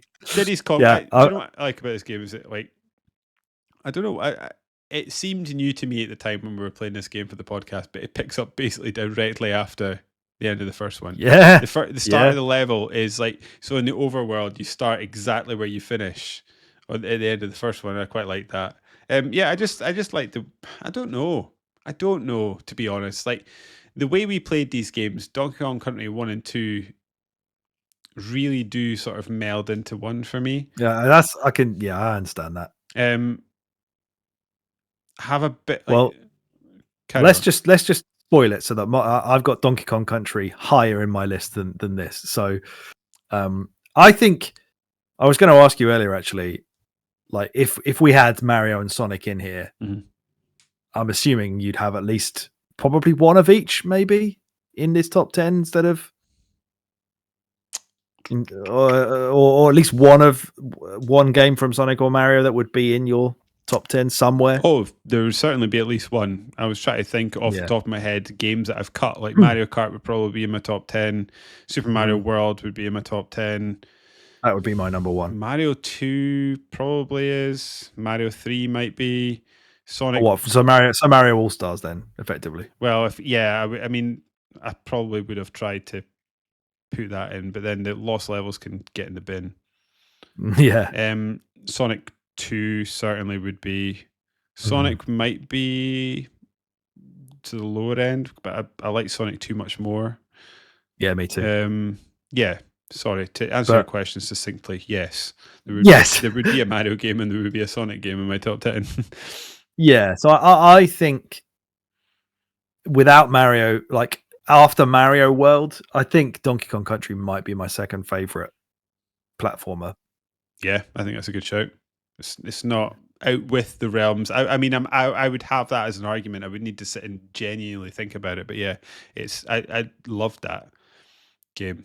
Oh, I had so Both of much them. fun. I mean, I've always had so much fun playing Donkey Kong Country. I've played it for like since I was again. This is when I was playing SNES at other people's houses and was so jealous of games like this. You know, just the way that it looked, the soundtrack, the charm of it, how difficult it was. And then things like, you know, the underwater levels, the snow levels, the barrel levels, the minecart levels. For me, it's like there's this magic where like when Rare decide that they're going to try and beat Nintendo at their own game, I'm such a mark for it because it just makes them think of how they can do something different to Nintendo. And it always, for me, has these like brilliant results and these crazy new ideas. You know, same with Banjo-Kazooie. This one, you know, it has more story to it, it has more character to it, but also like I said, adding in those other crazy things where you're manipulating levels with on-off switches, or you're in a minecart, or you're shooting yourself out of barrels. Like, this is how we're different to Mario. We're quicker, we're harder. This is what it is, and I think Donkey Kong Country 1 and 2 are both incredible games. When it comes to me in terms of difficulty, there's a real fine line between me becoming addicted to the difficulty of the game and thinking, fuck this, I can't be asked. And like Donkey Kong consistently just nails that, whereas like I'm rarely ever frustrated playing this game, and I'm more just like, I've not done that right, how do I do it better next time?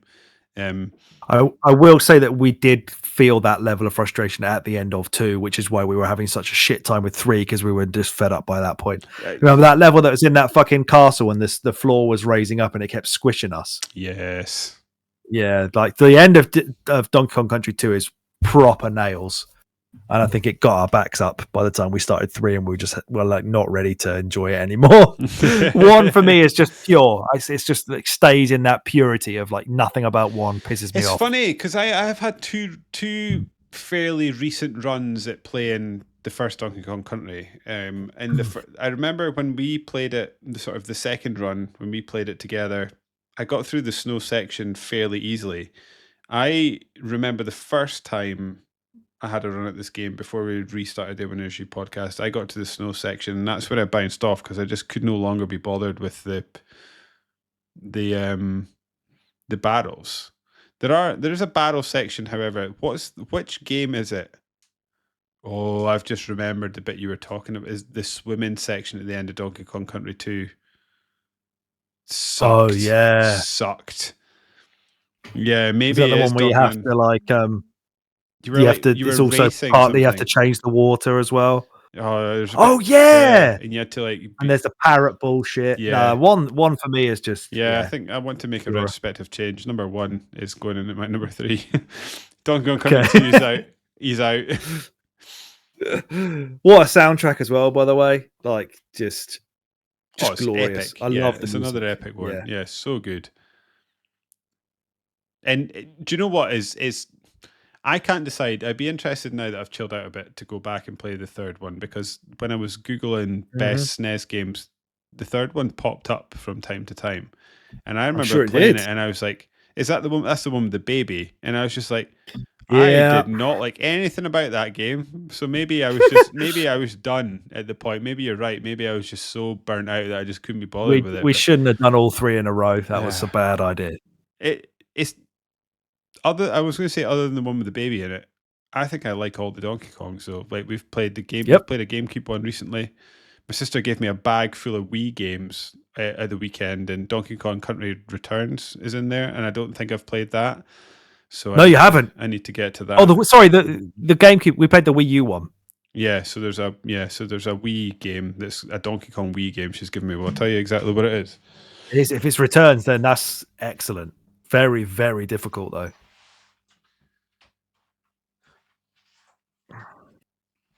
Yeah, but of course, if you were going to play it, it's a fantastic game. So I need to get to that now, because I think I have a Wii. I think that's maybe why she gave me. I think that's why she gave me a bunch of Wii games, because I had the Wii. You got a Wii U? Yeah, but it doesn't read discs anymore. I need to get it fixed. Shit! Oh yeah, forgot about that. Fucking thing. Right. Well, yeah, Donkey Kong Country 1 is the answer. Yeah, there. sorry, that was a bit of a mess there, but I just remembered a bit about that game that Yeah. gets it right out of So there. that was your 3, right? That was your 3, yeah. My 3. Right, my 3 is Street Fighter 2 Turbo. So now we can discuss your number 8. 8.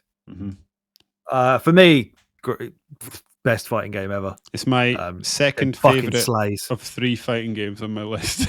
Yeah, For someone that doesn't like. Yeah.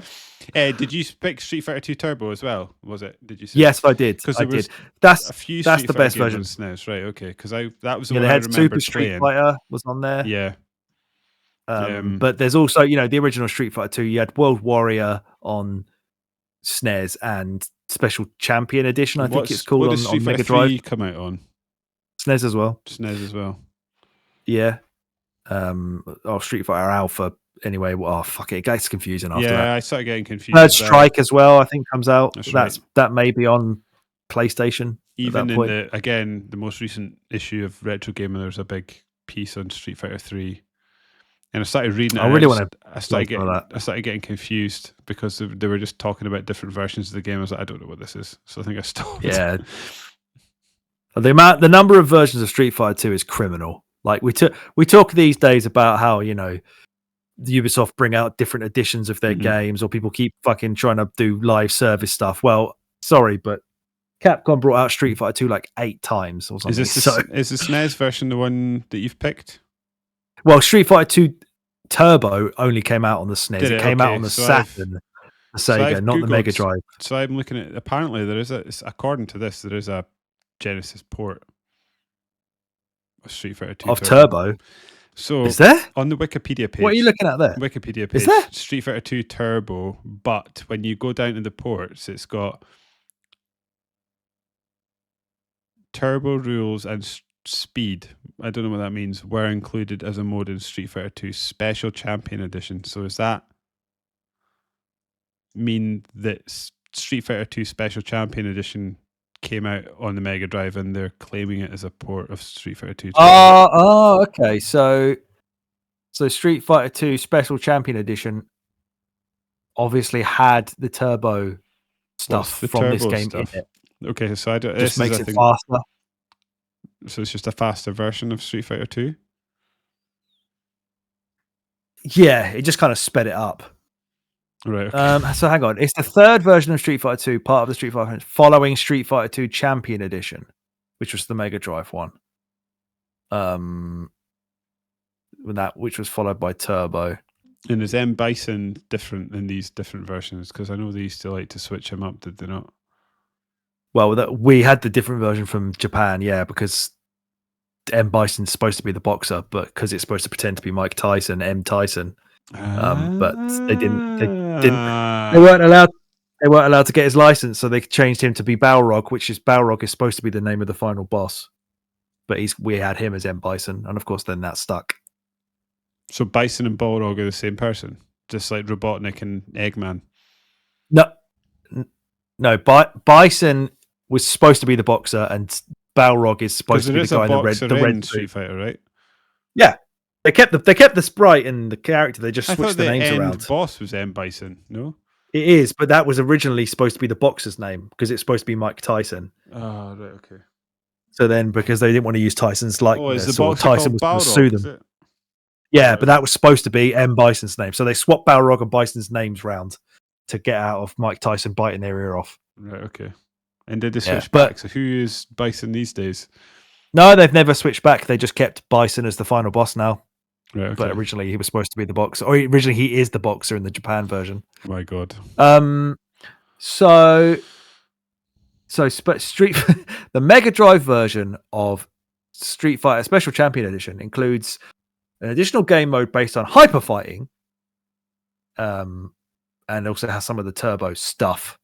So, in fairness, this could be one of the two. It could be Street Fighter 2 Champion Edition, or it could be Street Fighter 2 Turbo. For me, it's Street Fighter 2 Turbo. That's what I played.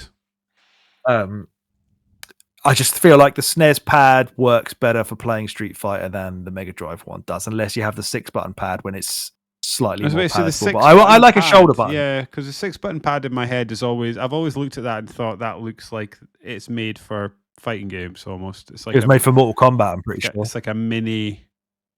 I don't know what do you call it, like fight stick without the stick, almost. Yeah, because I think Rob from Sega Force Mega is a big proponent of don't say that the SNES version's way better than the Mega Drive one, which I did once. He has said they both have their pros and cons. The SNES version looks better, except the Mega Drive has animations in the background of levels ported from the arcade that were left out of the SNES version. Interesting. And the Mega Drive version, he reckons, sounds better and plays better. I mean, I could believe that. I could believe it sounds better. Sounds better, yes. I don't know if it necessarily plays better. I think with a couple of like 3-star turbo on Street Fighter 2 Turbo is. Do you want to know? Prime. Apparently, the SNES is a 20 megabit ROM cartridge. Right. The Mega Drive version is a 24 megabyte ROM cartridge, so it's got all those extra 4 that does it. 4 megabytes. So yeah, that probably gets spent on the background animations. Yeah, probably. But regardless, for me, Street Fighter 2, yes, I agree. in some form, is the GOAT. I love the characters. Yes. I love how balanced it is. I love the music. I love the stupid little animations on the stages. Just like the special moves that you can learn, and they're really not that difficult to master. Like endless and again, multiplayer sessions of this as a kid. Again, because I was a kid and just didn't know these things, but I just loved how, and more so, this might be true of games like Mortal Kombat and Killer Instinct, but I can't tell even to this day. But what I like about is how distinctive it was. So like there was like a stage for each character, and it was obvious which stage each character was for, and it was nice. Like I loved the plane menu at the start. You know, when you'd fly off to a different country, Brazil. Yeah, and you'd Japan. Even like the sort of like side added bits. So that was Street Fighter 2 Turbo. You could like be Honda and punch a Honda to death. Yeah, you got like, boxes dropping on your head. Yeah, boxes dropping on your head, and you like chop them up. Yeah. I like the fucked up faces when on the continue screen where they're just like, press start. Yeah. Whenever I was playing the single player version, I knew I was in the shit when he ended up in the cage with the guy with the spiky hands. What was he? Can you remember? What he was Vega. called? Yeah. Vega and Dal Sim used to give me a lot of trouble with his long arms. That's apparently my wife's go-to character is Dal Sim. You can see it. I was always Ken. Stretch Armstrong. Ken. I was always Ken. Simon was always Ryu. Yeah, I think I was a bit of a Ken man, to be honest. And my friend that Ken's sure you can's better. Got fire on it. And I've forgotten his name now, which makes me feel like a total dumbass. But the guy my friend used to always play was the soldier. Guile, yeah, with a flat top. Yep. Oh, there's just so many. Yeah, the characters used to fight in it are just Honda so in a bloody bath, didn't you? It was like a sauna. Bathhouse, yeah. Oh, and you had the Chun-Li stage, you had that fucking dude like holding a chicken by the neck in the background, and like, waggling its ass to try and get free. What an arsehole. Put your chicken away. Serious competition going on here. This game just means a hell of a lot to me. Like when I was a kid, I bought a VHS on how to be good at Street Fighter 2. Oh, It had like how to do all the special moves, how to like tips on how to beat each character. I beat a fucking guy in Japan in Super Potato on an arcade machine. I beat him. I've got it on video. I love Street Fighter 2. It's like I don't need any more fighting games in my life because that game is perfect. It does for me the genre has never, at least the 2D genre of street fighting games has never got any better than the peak of that. It's funny because again, super interested in fighting games from a distance, but for some reason the modern Street Fighter games just do not interest me in the slightest. But Street Fighter 2 it's the only Street Fighter game I'm interested in playing, to be quite honest with you. I'll tell you, X-Men versus Street Fighter is a good one. That's good fun. Yeah. That's before I got a bit too mental with Marvel versus Capcom. That kept it a little bit like straighter. Was it Tekken and Street Fighter they were going to do? They were meant to do Street Fighter X, Tekken, and then Street Fighter. They were basically Capcom. Was it Capcom? And who makes them? Namco and Capcom. Yeah, they had done a deal where they'd each do a game each, and then one of them came out, and I don't think the other one ever did, which is a shame. I think Tekken Cross Street Fighter did, and then Street Fighter Cross Tekken didn't, or maybe yeah, that makes sense. Maybe it did, and we just didn't pay enough attention to it. I think one of the two came out, and the other one just sort of got lost and forgotten about. Street Fighter Cross Tekken. No, that did come out. Did it? Yeah, in 2012. Oh, but I think I forgot to mention earlier, but Super Metroid came out on my birthday. So, nice. you know. And it's not your number one. Oh, no, Tekken Cross Street Fighter never came out. That's the one. That was the cancelled one. So, yeah, you're right. It'd have been quite fun to see those games. Because I guess they would have done it in the style of the lead developer, right? Yeah. So you'd have got to see like sprites and designs. Although apparently... It's another fighting game that's found new lease of life is the old Tekken. Tekken 8 is supposed to be incredible.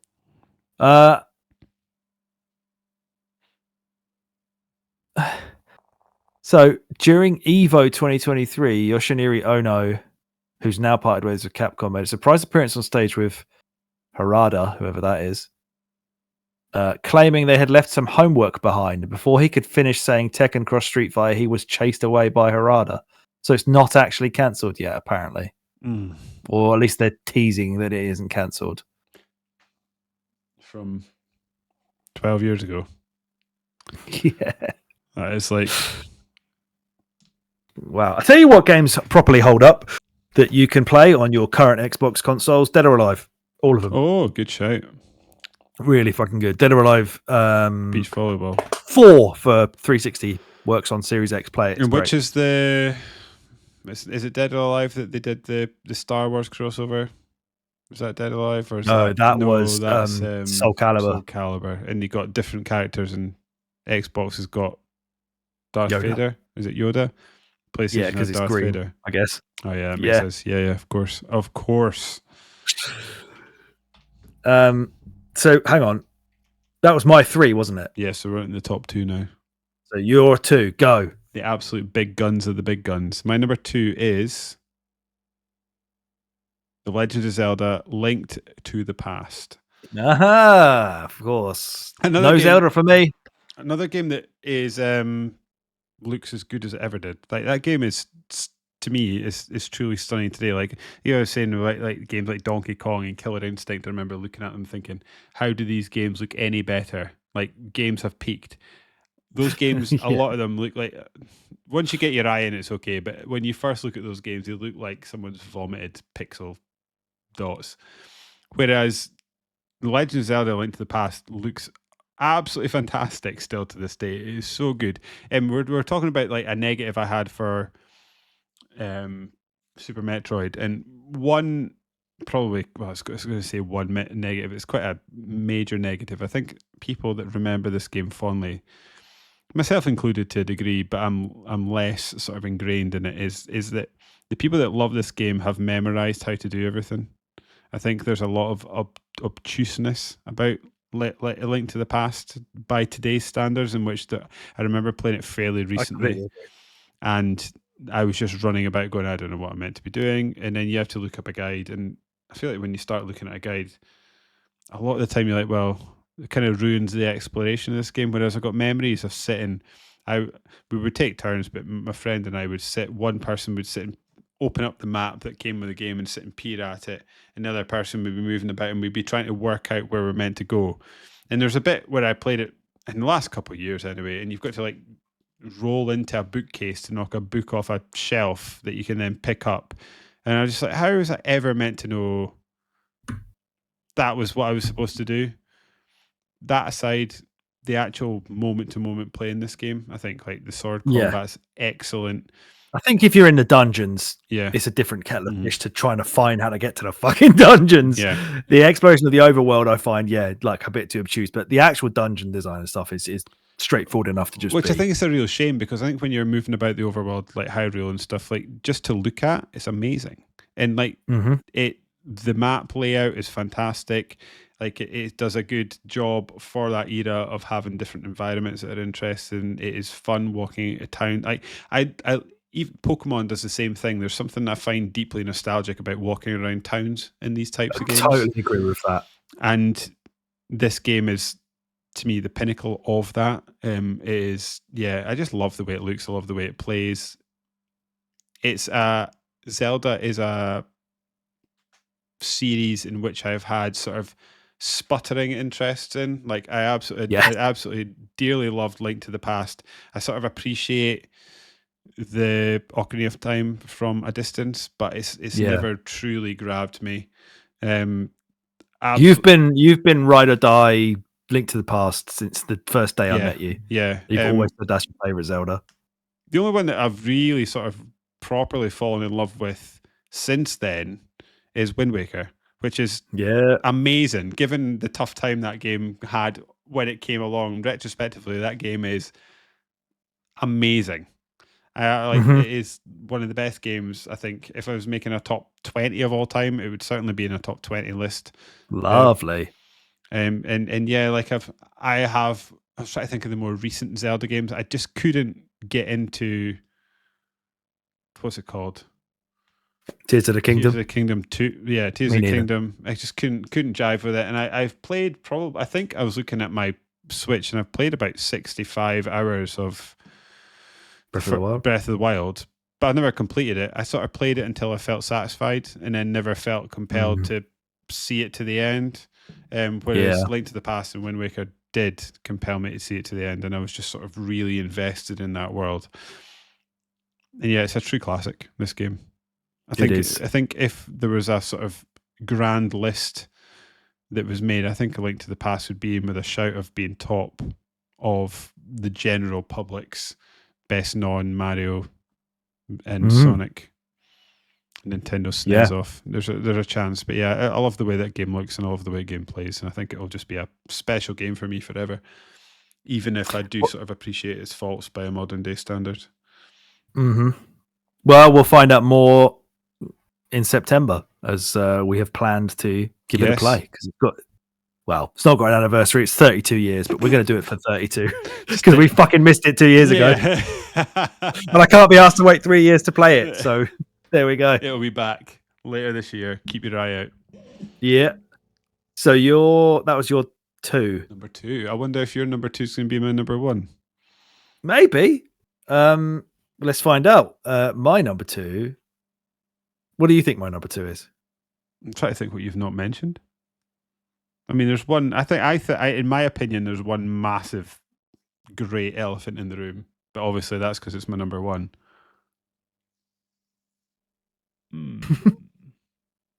I actually can't think what your number 1 is. I would have thought it would have been Zelda. There's one game. So it might be my number 2. Well, there's one game here that I am surprised hasn't appeared yet. F-Zero. I don't like F-Zero on the SNES. Okay, so that's probably... I don't want to guess because I may accidentally guess your number 1 game, which would then spoil it. Well, we've already fucking... Okay, yeah. Well, I'm about to spoil my number 1 game because I've already said that Donkey Kong Country was higher in my list. Oh, yeah. It's not my number 2. So my number 2 is Chrono Trigger. Okay, it's higher in my list. So Chrono Trigger. Okay. So before we talk about that, because I've already done Donkey Kong Country. So I've already done that. We've done your number 2. Let's do some honorable mentions before we do the Chrono Trigger chat. I've already mentioned ISS Deluxe. That was one of mine. NBA Jam as well. Absolutely rules. The only reason NBA Jam is not in this list for me is because I have played the arcade version on MAME and did an arcade, and it is so much better than not so much better. Yeah. I just don't think the home ports do it for me anymore. It has to be the arcade one or a subsequent one. Although, those games are still absolutely brilliant. Speedball 2, baby! Brutal Deluxe. That's when I opened up a tab because I was like, that should be maybe in my top 10. Because it's like if we were talking about sports games just being simple fun, that is that. I just don't want to play Speedball without you. Is the only reason it's not in my top 10. Don't want to play it on my own. We had such good fun with that game because I don't know if we were just. It was just like beginner's luck, but we had such close games that it just it was like edge of the seat stuff. I think you won every one, but it went right to the end every time. But I think you won every match. I don't know about that. Well, we've got video of it somewhere on the internet. Somewhere. We can check back with this. There's a lot of grown men screeching at each other in that game, in that game footage. But like I say, that would have been, again, that would have troubled my top 10 more if it wasn't something I just have no interest in playing by myself, because I've seen how fun it is with you. Just got no interest on being on my own playing it. Let's hear some of you. I've got more, but you can, let's hear some of yours. Yeah. Super Metroid was in it, which we've spoken about. Yeah. I put Aladdin in there because I just love the way it looks, even if I don't love the way it plays. Beautiful. Yeah. Echo the Dolphin is another one I thought was probably worth a mention. Yeah. Never get into it. It never made my top 10 because I have absolutely no interest in sort of completing it. But when we're talking about games we used to play as a kid, that sort of like first couple levels where you were sort of learning to maneuver about and jump out of the water, and there was a couple of bits where you had to jump like out of the water over things to get into a different part of the different pool. It was fun just to sort of mess around in, but then when you get into later levels, it just becomes this odd, serious like alien invasion game, and I was like, that's not for me. I just wanted to be a dolphin and jump about, mate, headbutt some jellyfish. When we did the top 10 for Sega Force Mega and it was picked by somebody for something in issue 2, I had to get a screenshot for it, and I found that game so fucking hard to get a good screenshot. It took me ages to be able to jump out the water and make it look good. The screenshot was very almost just me putting the controller down and pressing a button, because I couldn't do anything to make it look good, and it's too hard to get. So silly. Like I think the final boss of that game is you're fighting some sort of alien underwater. Brilliant. I want that part of the game. I want the opposite of you. I want to be the alien fighting bit. The dolphin bit you can have. I did have Contra as an honorable mention. Haven't played it enough to say. Earthbound, I wanted to mention it, but I haven't played enough of it. F-Zero's on there because it's F-Zero, man. Did you play F-Zero 99? Yeah. Did you play that? Yeah, I liked it for about a week and then just sort of drifted away from it. Yeah, it was good. It was a good game. Yeah. Good fun. Don't get me wrong. I love F-Zero X and GX, but original F-Zero, nah. Did you not get on with it? Yeah, I think of all the F-Zeros, same as Mario Kart for me, just like nah. Of all the F-Zeros, this is the one I've probably played the most, which is fun. That's my eyes. Maybe that's why you love it more than me, because you're quite a big F-Zero fan, whereas I'm F-Zero X. I love. I'm just a bit of sort of take it or leave it kind of guy. Yeah, I've got 2 others. Castle of Illusion, again, looked amazing. Remember really enjoying it as a kid. It's Mickey Mouse platformer, very, very good. And World of Illusion, I like too. Mighty Morphin Power Rangers, which I think I wrote about in Sega Mania. You did. It's not a great game. You beat that game in like 25 minutes on your first try. Oh, there's another one I forgot to mention. But yeah, like it's a good baby's first fighting game, and I had a fine time with it. Like I say, I love the way it looks. As a kid, I was ride or die Power Rangers, and it just sort of evokes that sort of memory for it. If you're asking me for like a critical opinion of it, it's absolutely fine. Nothing special, but that intro music better than the show. I'm telling you. And the other one I wanted to mention was James Pond. Was a big fan James Pond, that's more of an Amiga memory for me, James Pond, than SNES or Mega Drive. What else have I got? So I talked about Gunstar Heroes earlier, getting nudged out by Contra. Thunder Force 4 is a shmup. Got another gorgeous game with a fucking banger of a soundtrack. That is, that's one of the best shooters of the era for me, easily. Super Punch Out on the SNES. I love the Punch-Out series. Super Punch-Out, I would, again, put it higher if I have ever managed to beat it, which I can't even get close. Do you think now you've got a CRT, maybe you should try it? Because I know there's a lot of, obviously, like, the end, it's quite tight timing. Oh, yeah, I do have the game. I have the cart. It might be easier if you play it on a CRT. Interesting. Shout. Seeing people play those games blindfolded, they are it's absolutely nuts. Wizards. The Turtles games, you briefly mentioned that earlier. Turtles in Time and Hyperstone Heist. So Turtles in Time's the SNES one. We travel through time and beat the shit out of dinosaurs and stuff. And Hyperstone Heist, which has some elements of that, but also different, like unique bits. Both absolutely brilliant beat 'em ups. Second only to Streets of Rage for me. And then Shinobi 3. I actually like Revenge of Shinobi as well, but Shinobi 3 for me is the best of those games. That again was very close to sneaking in the top 10. I know Rob's going to be screaming because it's not in there at all. But if this was a Mega Drive list, then yeah, Shinobi's probably top 3. Yeah. But the SNES kind of dominates the top of my list in this instance. Were you ever a Battletoads man? I played a good bit of that, but yeah, it just hasn't really stuck with me. I think Super Battletoads is supposed to be a lot more palatable than just regular Battletoads. The one on the NES is just like rock hard, like no one can finish that game. But the Super Battletoads, yeah, is that the one that's on the SNES? That would be the one I played a Battletoads in the SNES quite a bit as a kid. Yeah. But that's our honorable mention. So that leaves us with, well, my number one, as I already mentioned, is Donkey Kong Country. We've already talked about that. So time for some Chrono Trigger action. That is, see, for a man that will tell anyone who will listen that they don't really much like JRPGs, this is the exception that disproves the rule, I guess, because it's perfect. That's why it's absolutely fantastic. Music, story, like it is. Music is incredible. It is, even by today's standards, you could just pick it up and play it. I think you can complete that game without needing a guide quite happily for them. Well, because it's got a battle system that's not overly complicated, but it has a nice little unique twist to it, and it doesn't require any grinding at all. That is the thing. I think that's why it's a JRPG. I just think I love. You don't need to grind in it at all. No, you just play this. You just play through it. It's a long game, but at no point should you be underleveled if you're playing the game if you're playing the game, it will just get you there.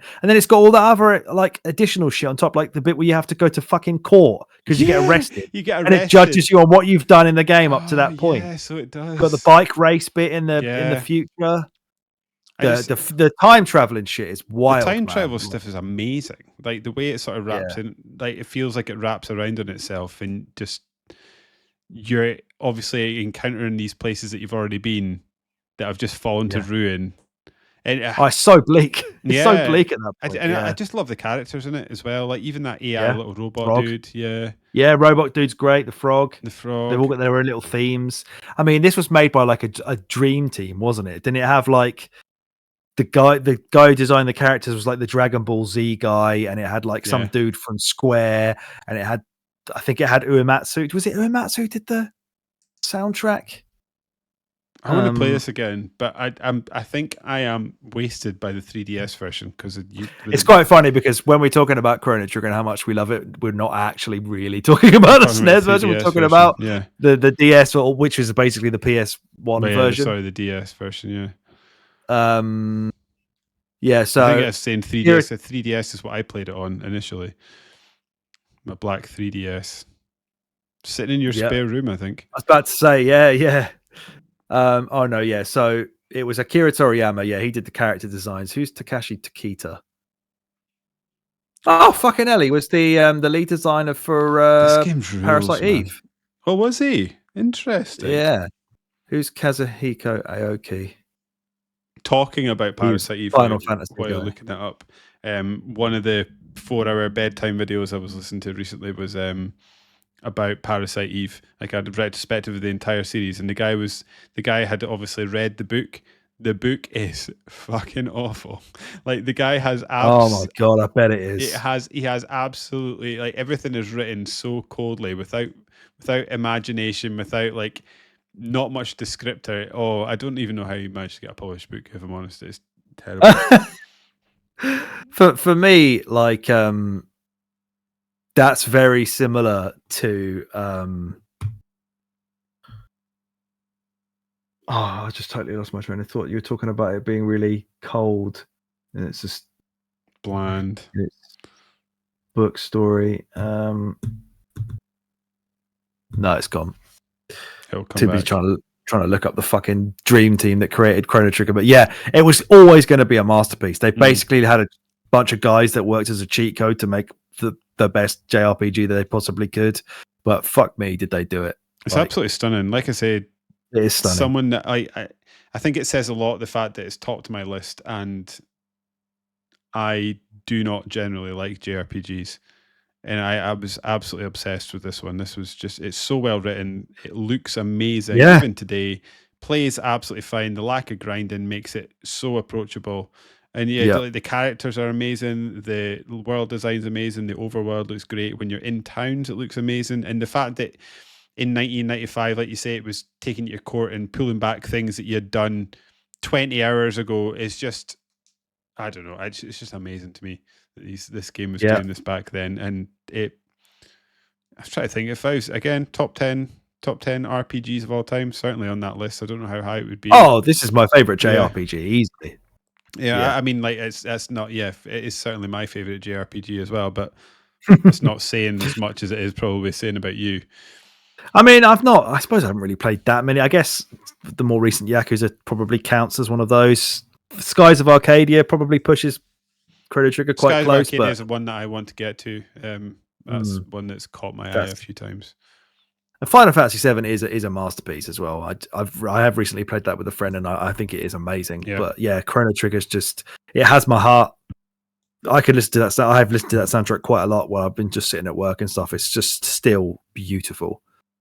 As you said, the writing's great. The like, it's quite an existential game. It can get, like I said, it can get quite bleak at times. But the characters, the party that you get is like, it's really quite eclectic, and everyone's got their own personalities and charm to them. They've all got their own themes, and the battle system. You know, as I said earlier, it's simplistic. It's easy to grasp, but there's depth to it there. The way that you can do these crossover moves with different characters in your party, and the more you use them together, the more moves you unlock as you go along. Like, it doesn't fuck around with overcomplicating things. It doesn't waste your time with grinding.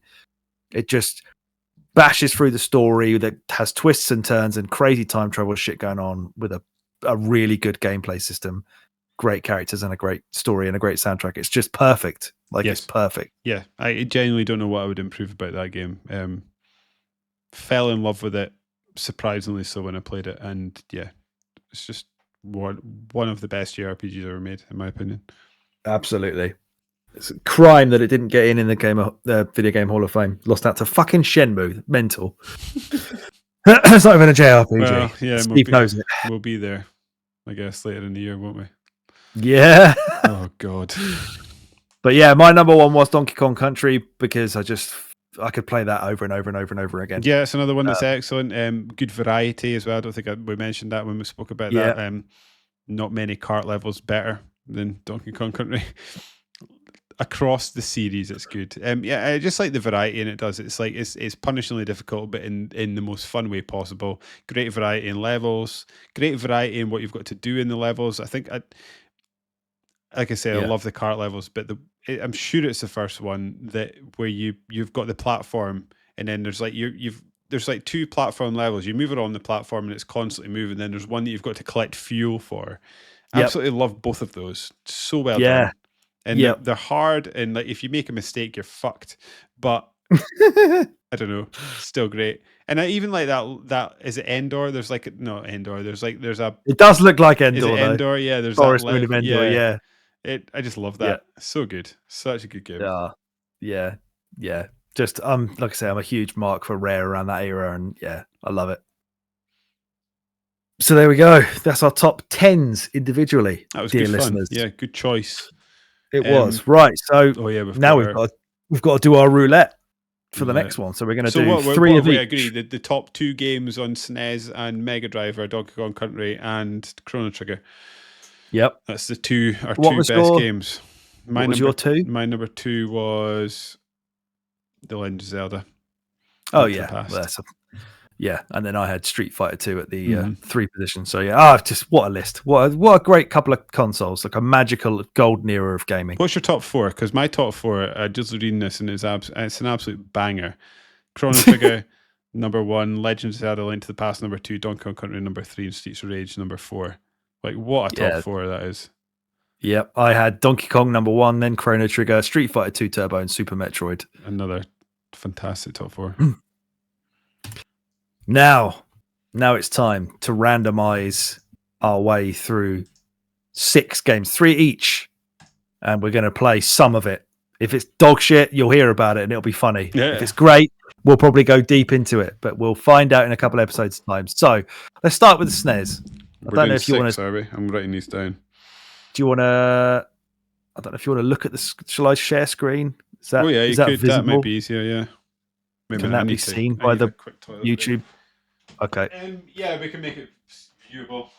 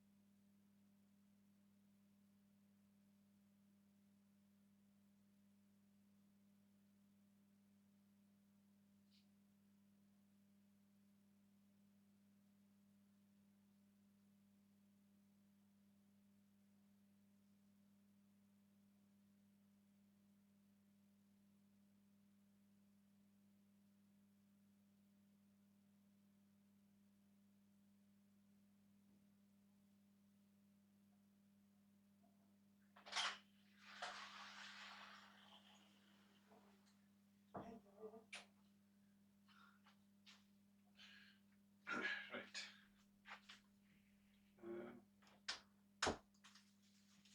Can you hear me okay? Yeah. Yeah, good. It was I tried to mute it and then it was unclear if I'd muted it or not, so I just put it down and walked away. So I was like, it could be muted, it could not be.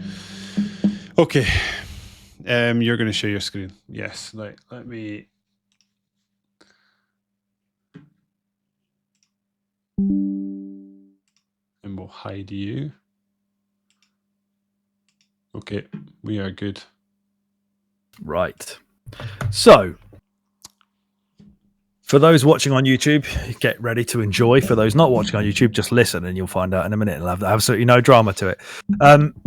So what I've done is I've taken out stuff. So this is the list of every single SNES and Mega Drive game that are available on Nintendo Switch online. I have taken out scared things. of ghouls and ghosts.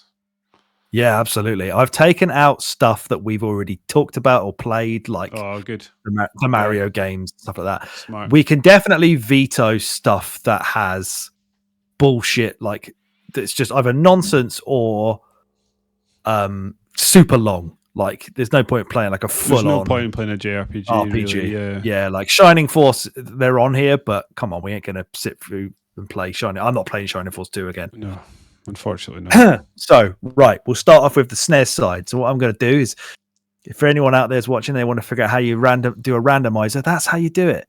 You get a column equals rand, brackets, and then copy it all the way down, and there you go. Look at all those lovely numbers. And then all you do is you go sort sheet A to Z, and we are playing. No, not Super Soccer, because you've already played that. What the hell is that? Not having that either. Panel de Pon. Let me Google it before we move on. I want to see what this is. Okay, well, yeah. Panel de Pon. Oh, it's Puyo Puyo. Yeah. It's basically Tetris Attack. I'm okay with that. It just looks fucking. It looks like It looks like you're jamming candy floss in your eyes. It does. What are these games we're getting?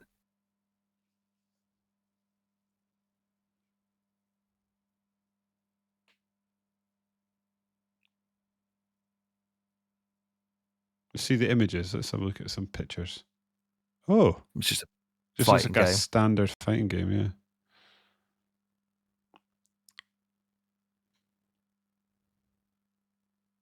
Oh, hello. What's this? Right. Is this a fighting game as well?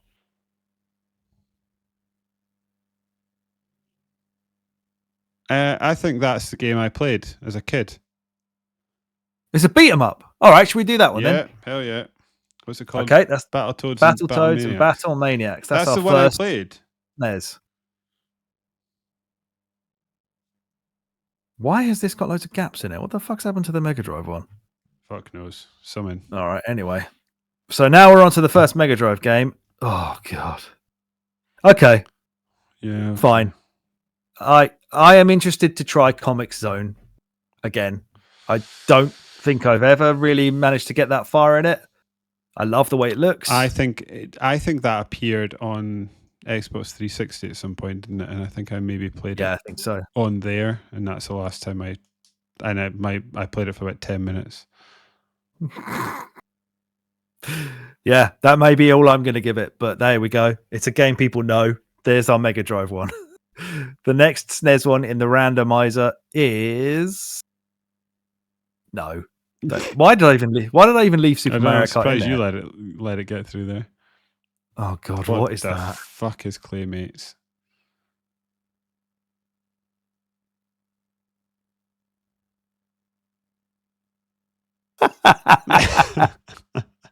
Yeah, get it in there. It's in there. All right. Yeah. Is Claymates. Fuck me. That is The next ugly. Oh my God, the state of that. 91% of Google users like it's it. like Harold Halibut, but SNES version. Oh my God. Is it anything to do with Clay Fighter? 63 3/4. It might be. I just saw it there. It fucking is as well. Oh my God. Same developer. Oh Great. God. Can't wait for that. Okay, right. Next. So Mega Drive game number 2. Oh, Shinobi 3, baby. Yeah, I'll take that. Again, lovely. Look how close we were to Ghouls and Ghosts as well. Ay. Right. Oh, there were some that I really wanted to come Do up I here. have They just NSO these days? Yeah. Yeah. Because you're in the family with me, aren't you? I couldn't remember if I'd given you money for it or bailed on it. No, yeah, you did. You did. Right. The final SNES game, because we're going to do 6 at this point, is Kirby's Avalanche. Hell yeah. Okay. What is that? Just for a quick check. It's a puzzle game. Oh, it's not Puyo Puyo. Oh, no, we're not playing that. Is out? Is it? And out? you know what? You know what? What we'll do then is we'll do Kirby's Dream Land 3. There we go. Because that's a Kirby game. I'm not playing Puyo Puyo. I fucking hate it. And I don't want to play Amazing Hebereke. What the fuck is that? It's a fighting game again. All right, whatever. Anyway, there we go. Kirby's Dream Land 3 and the final Mega Drive game that we will play Come on, for Golden our Axe. roulette. Don't need to play Street Fighter 2, do we? No. We've just spoken about it. And Landstalker's an RPG. Street Fighter again. It's desperate to make us play Street Fighter. Target Earth. What is that? What is that?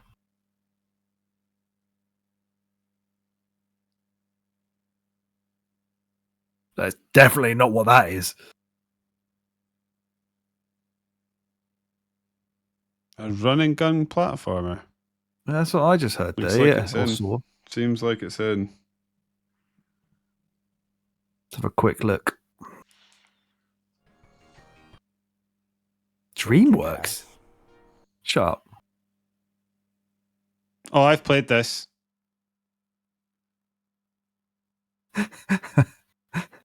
Oh my God, it looks fucking garbage. I've played this, and I used to own a box copy of this before the great. Really? Yeah, before I lost all my games. I used to be in a retro like video game club, and it was like 10 quid a month or something like that, and they'd send you a retro game in the post, and this was one of them. Oh yeah. Okay. Target Earth it is. I need to remind myself about that. I know, fuck me. I need to remind myself about Target Earth, but there, if memory serves, there is a deceptive level of depth that I think may be worth chatting about. I'll need to If I can stand out for more than 5 minutes, maybe we will. Yep. yeah. So rundown Battletoad, Yeah. Battle Mates, is that right? Battle Maniacs. Battletoads in Battle Maniacs, yeah. Comic Zone, fuck me. Claymates, fucking Christ. Shinobi 3, Yes. Kirby's Dream Land 3, and Target Earth. What a selection that's going to be. Oh my God. Tune in for that, everybody. I think we've got enough there. We've got enough that we're probably going to shit on, mixed with some nice genuine split. classics. Yeah, so there's, I mean, of that, I think I'm going to like Shinobi and Kirby. So yes, you will. You will love Shinobi. It's excellent. Like at least a third of these, which is nice. Yeah. Playmates. we can absolutely tear apart like the fact that we've paid money to have access to this shit, if it is indeed as shit as it looks. This is why we give our Nintendo our money every year. Yeah. And I suppose that brings us to the end of another episode of the Winners You podcast. If you liked what you heard, and even if you didn't, why not give our numbers a bump by subscribing to us on your podcast feed of choice? Or if you prefer to consume your podcast in a visual format, you can head on over to YouTube and search for a Winners You podcast, where you can subscribe to our aforementioned YouTube channel. If the podcast isn't enough for you, can also follow us on the website formerly known as Twitter at WinnerIsYouPod, and you can even send us an email to tell us how wrong we are about our video game opinions over to winnersyouPod@gmail.com. Twitter's probably the best place to get us, though. Alex and I also have not Twitter. At SuperSmiley25, I think, is my current Twitter. And they finally changed the URL to x.com now. X certainly going to give it to you. You can follow Alex on @SuperThrillix, and we have TikTok, so heading over to TikTok and search for a Winners You Pod if you so wish. Any housekeeping, Alex, or are we getting out of here? Let's get out of here and get some fucking SNES games on the go. And on that bombshell, I've been David. Playmates! He has been Alex, and we have been a Winners You, and I'm out. Keep gaming. Claiming. Oh, it's gonna be fucking good.